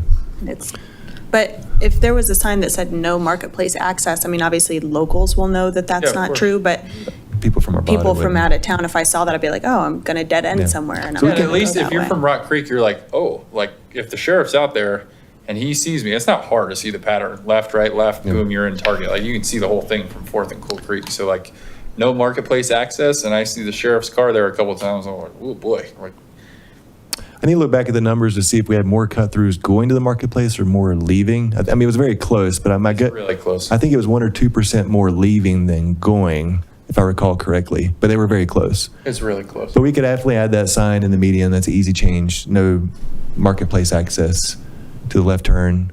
I don't think I mean, if we put the sign here, people aren't going to turn around. Yeah, or like no retail access. No. Something we've been talking about recently is that Superior Marketplace doesn't have a very strong brand. Yeah. And we know it colloquially as staff and residents that are engaged, but Yeah, no a lot of retail people, access. Superior Marketplace, what's that? Oh, Yeah. the Whole Foods and the Target? Yeah. So even we might think about. Yeah, we can take more that action. I generic. mean, that's an easy change to add that signage. That's definitely something we can do. I would do the short term. signage because, I mean, you take a left-hand turn, your software is going to update. Now you're going to go on Cold Creek, and that's going to be the appropriate way to go. It's not going to tell you to back around. Yeah. So, yeah, I think, signage, let's take a look at Signage that. is a low bar. And then my last proposal, then I'm going to walk away. Can we just try something that would actually alter the path of traffic for a temporary period of time? That's my request for the day. Take it or leave it. You can take it away. Yeah, there's going to be people who are pissed off about 76 and Sycamore, and Cold Creek Drive's going to be mad, or Cold Creek Crossing's going to be mad that there's people going past. I'm the new guy on the street, and 10 houses on Cold Creek Drive have been screaming and yelling for 20 or 30 years and getting ignored. So we just piss off a different group of people for a month, and then we can crap on the Cold Creek Drive crowd for a little while or whatever. Can we just try something? That's my only request. It's going to make people mad. I get that. If we try it temporary, give it a few months, see what happens. We can go back. I mean, I think people adapt to the new normal. There's a few people who are pissed for a little bit, and then you move on because it's the new normal. But that's my request. Can we just try something and see what happens? That's all. Thanks for hearing me out. I appreciate it. I don't envy the patience that you all have to hear all the crazy things in this room. So thank you for what you do. Thanks, Marcus. Anything else on Cold Creek? Okay. The next item on the agenda was Indiana Street. I think this will be a fairly quick discussion. So Neil helped point out that the speeds on Indiana Street vary quite a bit. So, Indiana Street is 25 miles per hour near the schools, both El Dorado and Superior Elementary. Once you get south of El Dorado Drive / El Dorado Circle right here, the speeds increase to 30 miles per hour all the way to Colton Road. So we collected some speed data in this area. What we did find is the average speed's 29. The 85th percent speed is higher than what we typically see, being 3 miles per hour over the speed limit along this section of Indiana. And the 10 mile per hour range is 24 to 34. We don't have much accident data here. We have very little accidents in town outside of intersections, so very little accidents on Indiana Street. But obviously speeds are increasing along that road as people try to get to Colton Road. Yeah, and actually, just to clarify, my sorry. main issue was in front of SES. There's two different speed limits. There's 25 if you're going southbound, and it's 30 if you're going northbound. Just because the signs are just there's a very odd sign just about where that yellow arrow is. The top. I don't have my pointer. When you're going north up the hill, that says 30 miles an hour, and then that's the last sign you see before you're in the school zone. Yeah, we are ordering that sign and correcting that. So yeah, it'll be 25 once you go past El Dorado. Yeah. I mean, the question was committee if we want to change this section of Indiana between Colton and El Dorado Circle / Drive. And again, I think reducing the speed won't change behavior, but it will allow for enforcement more. My personal bias was I didn't see a huge need to change anything other than have consistency in front of the school, so it's the same speed limit in both directions. I think what's really helped, as you get further down Indiana towards Colton, is those pedestrian markers in the middle, just because there's a lot of people that cross to get out to Colton Trailhead and stuff like that. So that's been one of my bigger areas, because a lot of people will speed over there to get to Colton. But I haven't seen any major issues here. I mean, I don't know if we have any. Like you said, no accident data, but it's the pedestrian conflicts that are always a concern. Yeah, and I haven't received feedback in the 3 years I've been here really of concerns. I don't know if you have as council. No, I mean, we've got really good bike paths to the Yeah. school, so that's usually eliminates the conflicts. Okay, that's helpful. No, we'll definitely make that change in front of the school to the 25. Yeah, to clarify. All right. Next item was our Vision Zero action plan update. So Alex is going to lead this conversation. Alrighty, so as you all know, it's been a planning heavy year or so with the Vision Zero action plan, transportation plan update, and comprehensive land use plan update. So I'm very thrilled to share the progress. Vision Zero action plan has been finalized. We have the full document It's on our website. I don't remember exactly where it is, but it's available for viewing. And let's see here. Okay. You'll have to forgive me. I was out of town for a week, so I'm just remembering things here. Okay, so the plan is done. Part of the plan, so the plan is twofold. You have projects to increase traffic safety and comfort for pedestrians and bikes, and then you also have this funding mechanism through the federal government where if you would like to apply for this bucket of money within the Safe Streets for All program, then you have to have an approved Vision Zero action plan. So in 2023, Boulder County applied for a grant and brought Superior, Lafayette along for the creation of our own separate Vision Zero action plans. So extensive public process, a lot of data analysis, accident analysis, and we now have this, this document that we'll be bringing to Town Council in August for adoption, and then we can use some of the projects that are in the plan to apply for this bucket of money. It's year 4 out of 5 of the program, and we are hopeful that the program continues on and we can continue to apply for funding for these projects. Our consulting engineer, I don't know why this is in here. Sorry, I didn't prepare these particular slides, but our Vision Zero action plan is getting presented at a conference. So I guess that's some accolades there. Now, we have used our draft plan to apply for 2 separate projects within this funding bucket. One is addressing left turn crashes. So if you think about Colton in Indiana, we don't have left turn signal, but we have left turn lanes. So if we were awarded this project, it would allow us to upgrade the signal heads and then also upgrade the cabinet that the equipment is in, because the current cabinets, they don't allow for the functionality of protected left turns. It's a physical point-to-point wiring issue, and it's just older technology for a more rural type of intersection. So if we're awarded this project for the left turn crashes, then we'll be able to go through town and upgrade all the cabinets that need it at the same time. If we're not awarded it, we've been going through and doing a few a year just to get everything up to speed. It'll just take a little bit longer. But if we get it, then we can move pretty quickly and get everything done at the same time. The second grant application we've submitted with the Vision Zero action plan is a safety and accessibility study along Marshall Road between 5th and 1st.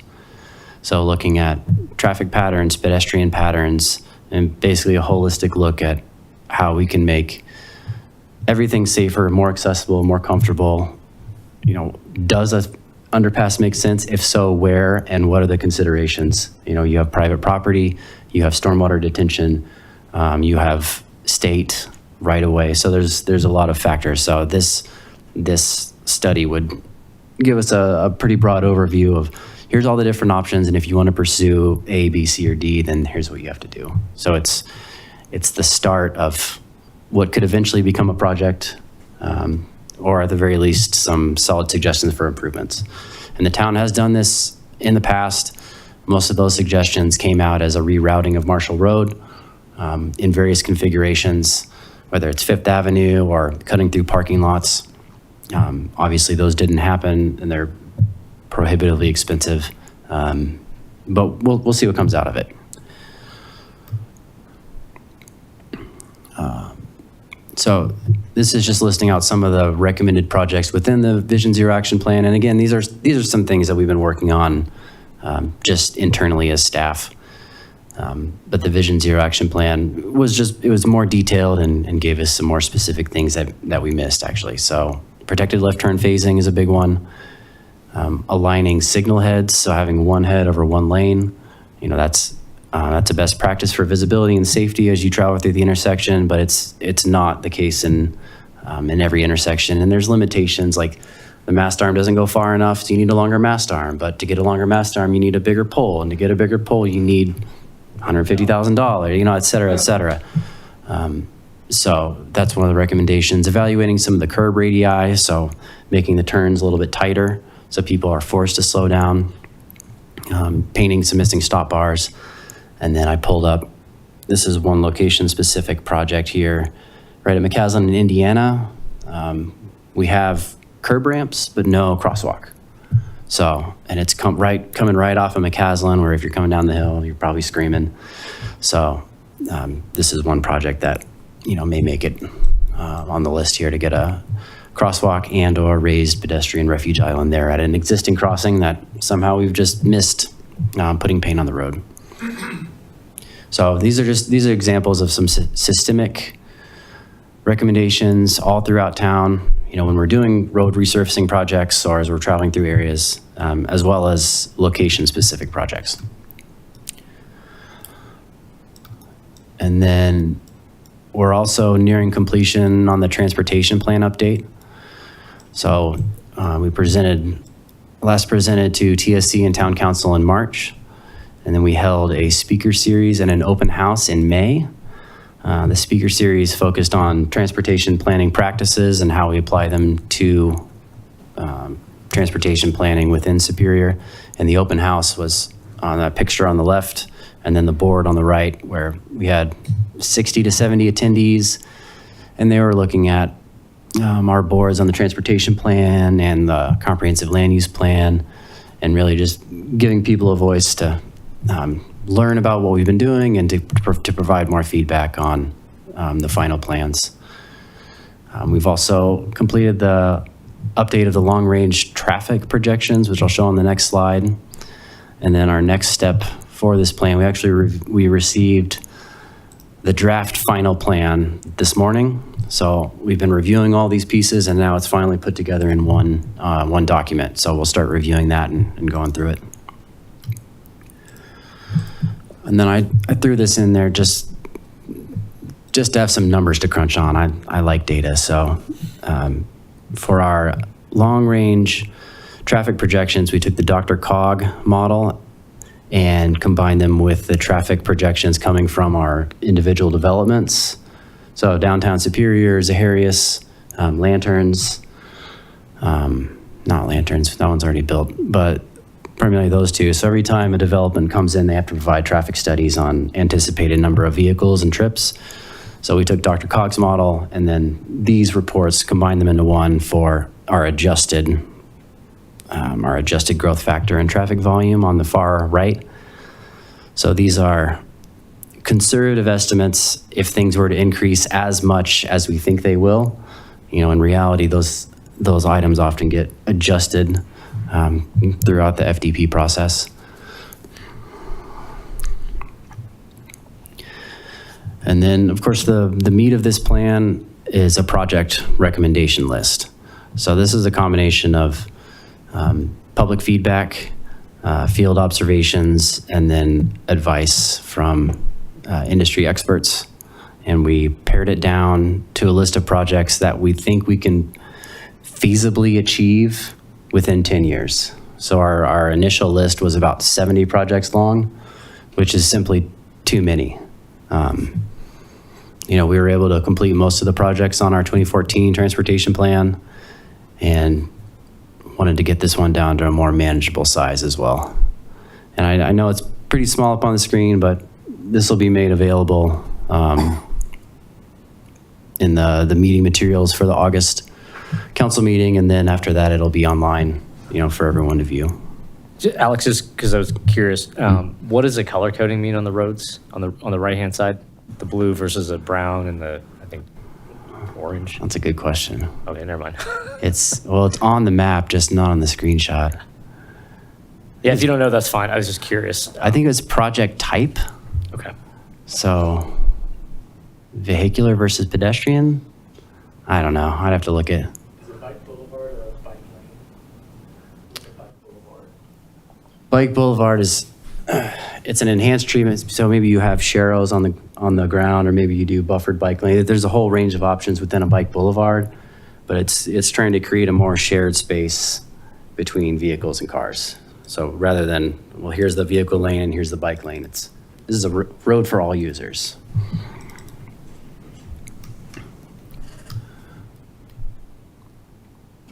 And that's where we are for the transportation plan update. So we'll be bringing it to town council in August, and Hope you like it. And so we did, and attached to the meeting invite was 7A Appendix D. It was the Vision Zero project list. So, I mean, in summarizing the Vision Zero plan, I mean, overall, the town scored very well, which is not surprising. I mean, the vast majority of the projects were literally updating signal heads and adding pedestrian crossing signs. We actually tried adding a few of the pedestrian crossing signs throughout Rock Creek, and we got a lot of pushback from residents because they didn't want the sign in their yard. So we did dial some of those back based on traffic volumes, but those were a lot of the enhancements from that. The transportation plan, Alex and I just received the final plan today to review, so we'll be reviewing that before we present it to council August 11th. But we wanted to give you the summary project list that was in there. A lot of them are bike boulevards, bike lanes, enhanced bike treatments, some intersection improvements, like they captured the Coal Creek Drive, Rock Creek Roundabout we've been talking about, things like that. And just talking about the Vision Zero, I did want to add one item to the agenda. So I know we heard from at least one resident about concerns regarding bike safety in town where bikes are dumped into streets. The example there was 2nd Avenue where we have the new connection here. So the MUTCD, and this isn't only, we have a ton of these throughout town. So several great examples exist on Castle Peak, for example. If you go up Castle Peak, here's a spot where you have a multi-use path dumped into a street. So I counted, I think there's about 15 across town that don't have crosswalk striping. So I wanted to bring it up to the TSC. The Vision Zero plan did not touch on adding signage for bikes in scenarios like this, where they're dumped out at a crossing without a crosswalk, like 2nd Avenue. We could definitely add that bike signage, and we could reach out to the bike community, get some feedback. So adding yield signage, for example, here, where these bikes are coming and there's not a designated path on the other side of the road, we can add some yield bike signage so they know they're entering traffic way. Those are things we can do across town, but I think once we start doing them, we should be consistent. Yeah, I think with one exception is there's a lot of out-of-towners that use this path. You know, like with the other ones, Castle Peak and El Dorado, all over town, it's like sort of locals and we know the traffic patterns. Here, I've been with a lot of riders that are new to the trail and they come out and it's a little surprising that it just dumps out into a southbound lane. So it's just a little, right, just northbound. It's just sort of some visual warning of like, hey, there could be a car. Because a lot of bikers, we just sort of assume we're the only ones on the road. And it's a bike lane intersecting with a cross street. And that's it. Well, you end up going left. At least I do. I go left to go up to the path. But because you're entering the other side of this traffic, it's somewhat surprising because, you know, you're on a bike lane, all of a sudden you're in a street. Yeah. That particular street has no sidewalk. Correct. Right. There's no buffer to being in the lane. Yeah. Yes, that's definitely easy signage we can add. Bikes yield to cars, Yeah. Yield signage. Those are things we can add. Because I can't think of anywhere else that needs it. It's just this one's unusual because it's brand new, and I love the way that this is all set up. It's great, and I think getting rid of the curb is even better because you don't have to hop to get up it, but it just means people are going to go faster now. That's a good point with out-of-town users. I didn't think about that at this location. That makes sense, especially since it gets you to Boulder County open space. Yeah, that's the key. Is that the end of that project, that sidewalk dumped out on 2nd Street? That's it? It's not going to go across the 2nd Street onto the land of the town lot? Nope. Have we gotten, how many, we've only gotten one complaint about that, right? Yeah. Yeah. I think I've had so many people come up to me and tell me, thank you for doing that. I had nothing to do with that.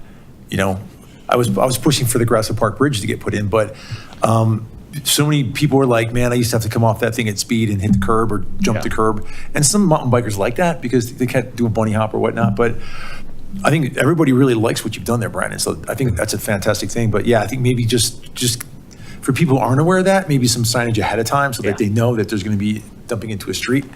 But from everybody else has said, that's a fantastic attribute to the area, and everybody's absolutely in love with that. Yeah, and I think it's a good point because if you're not on a mountain bike and you're on a road bike, having the ramp is great. Yeah. I rode it with my 6-year-old today. Yeah, she needs the ramp. Otherwise she's Yeah. getting off her bike. Right. You know, which is first world problem, but it is nice to have the ramp. Yeah. Yeah, it's great. I'm glad the project's wrapped up. That's good. But we'll add that signage as an action. Next on the agenda, RTD bus service. So quickly, it'll be a good news story here.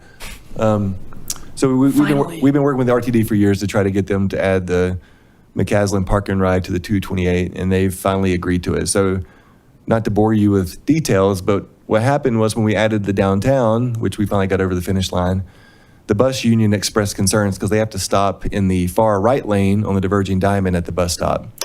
And they did not feel like they could safely switch 3 lanes to make this left. So they're actually going straight to the roundabout, coming back, and then going right down Main Street. So that movement opened up the solution we provided to them, which was just to take the right on Marshall, hit the parking ride, and come back out and go straight. So they've adopted that at the staff level. It's going to the RTD board this week or Monday. I forget when their next board meeting is, but it's the end of this month. Staff feels like it will be approved, but once it's approved by the board, we can start advertising that more broadly to the public. But that service change would go into effect August 31st. So then the 228 will come from Louisville, stop at the park and ride, drop off, and then take the normal route, and vice versa the opposite way. So that'd be great for those residents. Can we at least work with Louisville to just get the word out on this? Because this is huge, Yeah. right? You know, I mean, the last mile connectivity for the AB and the FF has been non-existent. And that's where we see a lot of ridership. The 228 does not have much ridership, but the Because there's no reason to write it. I Yep. mean, it doesn't, it's, anyways. the AB route mic to is the on. airport has a lot of ridership. So I hope this will increase ridership on the 228 with this change. So we're pretty excited about that. But definitely we'll work on a communication campaign with comms in Louisville to get the word out. But of course, the intercept is going to be how do they adjust the other schedules? Because, you know, the FF goes every 15 minutes, AB, you know, every hour or half hour. But then if you're showing up at the stop on the 228 and you got a 25-minute wait, then it's irrelevant again. So we'll see how they try to map to that. Yeah. Speed and red light cameras. So just want to give you a quick update. This was something we talked about at last meeting. So, Alex. All right, so at the last TSC meeting, we presented some pretty basic information on speed and red light cameras, automated enforcement in general. And there were some questions, so we went out and got those answers and just wanted to provide an update. So just a quick catch up. You know, there is this technology available for automated enforcement. For speeding violations and red light runners, there are quite a few limitations with state statutes and local ordinances. We do have some neighbor cities that have pioneered this, and I've leaned on them pretty heavily to provide some experiential feedback on these. And then we have the vendors. And then the answer to can they be installed on CDOT roads is yes, they can. I've spoken with the Region 4 engineer, and they're fine with it. They just want to know what we're doing. Our upfront cost, it really depends on what they find as far as where is the power, how much power is there. So we're looking at $3,000 to $15,000 per location, and then the staff time to run this program and respond to requests for information is estimated at about 40 hours one time per camera, and then about 8 hours a month per location. So there would be some administrative ongoing things. You know, we would get a lot of questions. You all would get a lot of questions. We'd have to put together a web page and just have it be another thing that we provide information on regularly, and then communicating with the vendors, troubleshooting, these kinds of things. And then diving more specifically into red light cameras, the approximate cost is about $1,500 a month per approach direction. So if you want to do all 4 approaches at an intersection, you're looking at $6,000 a month. On top of that, you have the cellular costs because it has to communicate back to, communicate the information to the processing hub. So you have your cell phone bill on top of that. State statute currently limits a maximum of $40 per ticket for red light running with automated enforcement. The vendors take an average of $10 per ticket, which leaves us at 600 tickets per year to cover the cost of a single camera, which is probably doable, depending on where we put them. They may require an electric meter or modifications to the traffic signal cabinet. You know, some of the cabinets they're full. They can't accommodate any more equipment, so we'd have to enlarge those cabinets. And that comes with a cost of about $3,000 to $5,000 per cabinet. You can do enforcement with a front or back picture. You know, there are some privacy concerns around which side of the vehicle you're taking a picture of, so there is that customizability to set the public at ease a little bit. There are no points off your license, and there are no DMV records held for automated enforcement tickets. City of Boulder is seeing about an 85% success rate in gathering those fines, and they opt not to go after people that don't pay their tickets. City of Longmont has said they are going to go after people that don't pay their tickets and serve them with a court appearance. So that's just a local jurisdiction choice. And then in all the cities I spoke with, the law enforcement was responsible for a lot of this administrative work. So Alex, if we had the same success rate as Boulder, you're talking at least 700 per month just to break even. The 600 includes that $10 ticket fee. No, I was talking about the 15% that don't pay. Like if we assume, sure. 15% of the tickets, because you're going to need 700, assume 100 of them don't pay, and then the $30 per ticket. Yeah. So. Yeah. For the law enforcement responsible for administration, is that issuing the tickets or what is that? And is that your guys that are already overloaded or who does that? Yeah, they're unique because they're a city, right? So they're all one. They share one budget for the police, for their administration, for records, for town council, for the city council, for everything. It's all one bucket where we're different because we're contracted. If we were to do that, we would definitely have to adjust contract and employee numbers and that type of thing for us to be responsible for the administration. I know our previous sheriff was not in favor of doing any type of administration on these tickets. Our current one is a little bit different, so I can ask him and see if he would be interested in looking at that. So I don't know. Okay. Do you know if you all are doing it for any communities? No, we're not. No. So if we were to do it, we'd be the first, Yep. and we'd find We'll all be the problems. first. Yes. Yeah. Yeah. So the administration part is mostly communicating with the vendor if there are problems with payments or maybe problems with the cell modems, and then probably what we would do is make sure it's installed properly, monitor the traffic signal cabinets and kind of the physical hardware side. And then the administrative part is more of the communication. So the administrative side was, I kind of look at this a little bit different, that for City of Boulder, the administrative side is they're pretty much handling, I know it goes through the police department, right? And they hire the people to sit in the vans and all that. But on the Boulder stance of we're not going to go after the people with tickets, where Longmont stance is we are. So if we want to go after somebody that doesn't pay their $40 ticket, then we have to hand serve them a ticket to that person, be able to identify that person, that they were the one driving, hand deliver a ticket to them for mandatory court appearance because they didn't pay their ticket.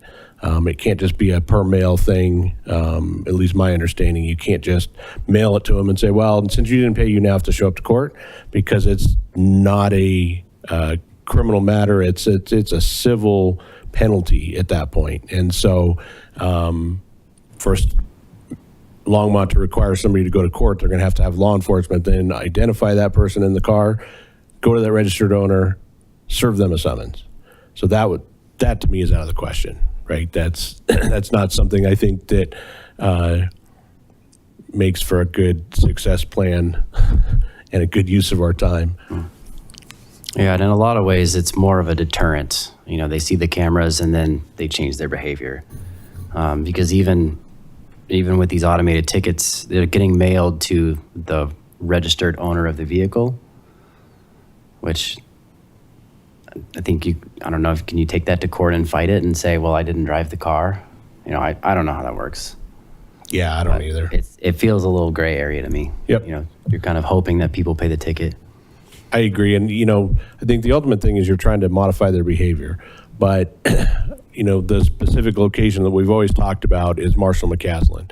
And so, yes, you might change the behavior of them not running that light, but you will most definitely change their behavior of where they're going to spend their money.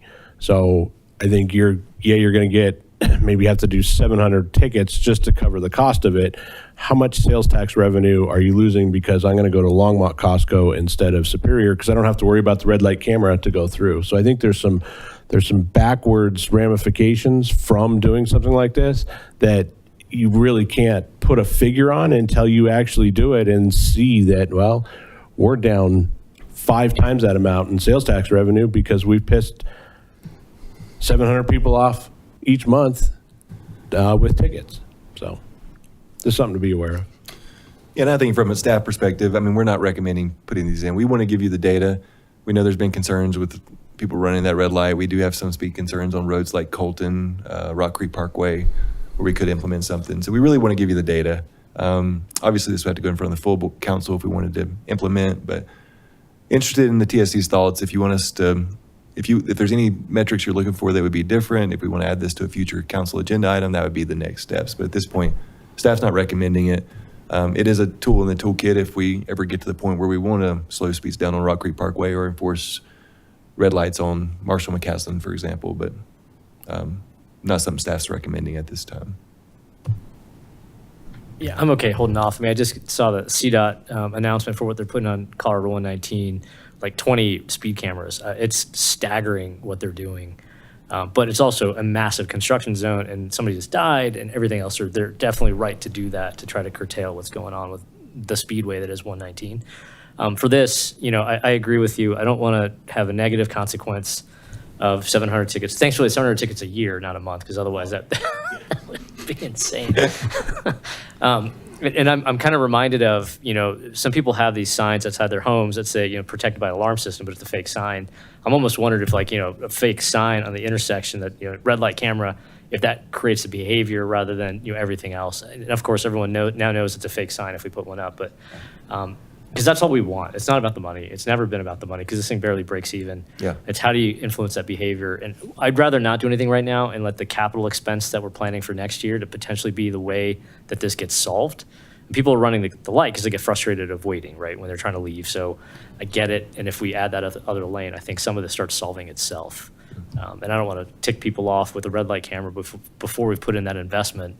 And then we potentially have a 1% decline in people going to shop, and that is detrimental to everything else. So I'm great with the wait and see, but one thing I would like us to at least consider is for other community municipalities that have contracted out sheriff services, how they might be approaching this.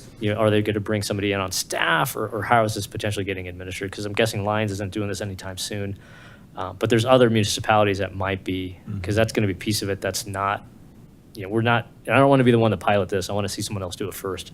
And then, how do we copy that, so it matches our structure? Agreed. I agree. I don't want to burden staff or our law enforcement officers with more unnecessarily. I would rather see how the intersection plays out once we improve that, and never want to be a guinea pig. So to Neil's point, I'd rather see somebody else do it first. Yeah, and I'd like to see, they're talking at the state level about changing those statutes around making it the same dollar amount as if a ticket was written in person. So I'd like to see some more of the changes at the state level, and then also improvements in the technology. Make it easier to administer, more reliable. If you have less downtime, then it's less time that we're having to spend, fixing cell phones, basically. So. Yeah, and then on the speeds on Rock Creek, I mean, we're implementing the roundabout and taking away those right turn lanes, so hopefully we'll see some speed reductions there too. So, okay. Let's see. I think that's it for our set items. Anything else? The only thing I want to quickly address is the first gentleman that got up and spoke and talked about the E-bikes. E-bikes and whatnot. I don't know if that's necessarily this committee problem, but I would 100% agree. E-bikes, we've got to come up with a solution. I'm currently working with Nick to start the definition, right? Mopeds were one thing, and we've got definitions in statute. We've got definitions saying if it's over 35 cc, or if it goes over 35 miles an hour, if it's under 50 cc's, what is it, right? Well, e-bikes, there really isn't that big definition. And so does it have pedals? Does it not have pedals? What are the rules? There's no rules statewide with, I don't have pedals, it's electric. Do I have to register it? Well, technically, yes. If it goes over a certain speed, it should be registered, right? And so all these things. So we're trying to work through that. But this comes up at every meeting I'm at. Every community concern is is wrapped around these e-bikes.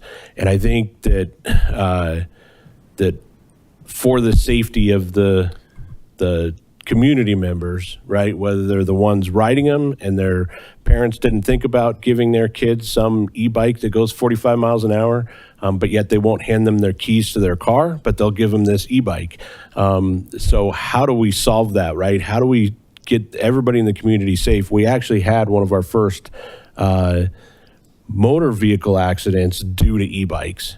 So they jolted out in front of cars on 88th, 3 kids riding e-bikes, didn't use the crosswalk at Promenade. They just zipped out. The first guy jammed on his brakes so he wouldn't run him over, and the guy behind him ran into the back of him. And so, this is going to come up more and more, and I do not want to see, I think his figures were low, honestly, when he's talking about the number of injuries and things like that, because it has exploded in the past 12 months, especially with this. So I think we need to come up with something, I know you guys are all on the council, and, maybe it's something that you guys want to discuss, and is there some kind of drastic measure to take to say, or do we wait to get through the stuff with Nick and defining, and we're trying to do the same thing, right? We're stealing from Erie and we're stealing from these other municipalities of how can we word the language, but then comes to the point of how do you enforce this? So then do we need to up our staffing and have people on e-bikes so that we can chase them? Because right now you get some kid on an e-bike that's violating the new municipal ordinance. How am I supposed to chase him? I'm not going to get in my car on the bike path and run emergency trying to chase this kid down that's not going to stop anyways. Right. So then it becomes a whole enforcement issue. So it's a huge problem. I think all communities are dealing with it. I don't think Superior is unique, but I think the problem is that we need to come up with a solution sooner than later and get something out there. So just wanted to throw that out there because I agree with him 100%. So we may look at City of Eugene, Oregon.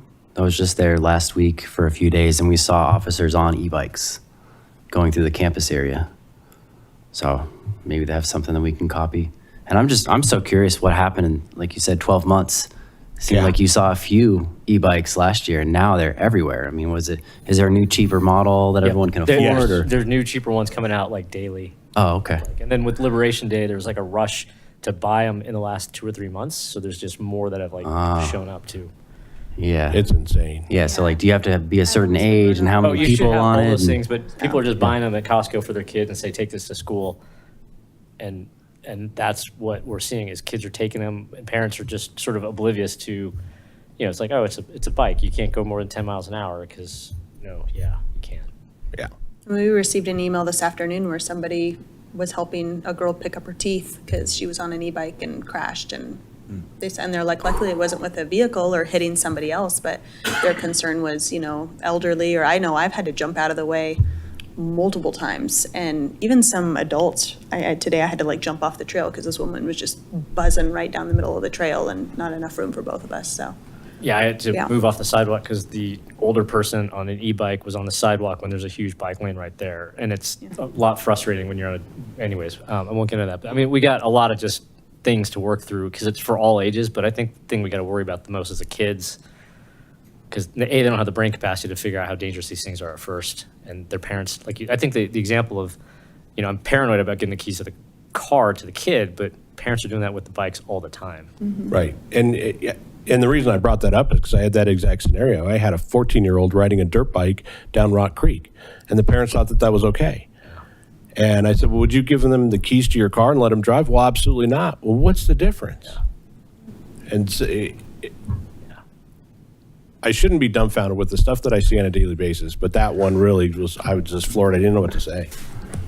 So number one, school's gonna be starting very, very soon. We got to make sure that we've got this message out. I know we've done this on a regular basis, but with all 3 schools, new principals in a couple of schools, it's probably a good time to just, help them get the message out. And they've been trying.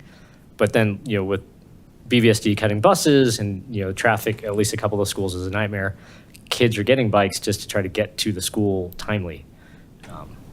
But yeah, whatever we can do to help you guys, and we need to get the message out as well. I don't know if it's just all of us standing at each of the schools for the first week, yelling at people on e-bikes. I'm happy to do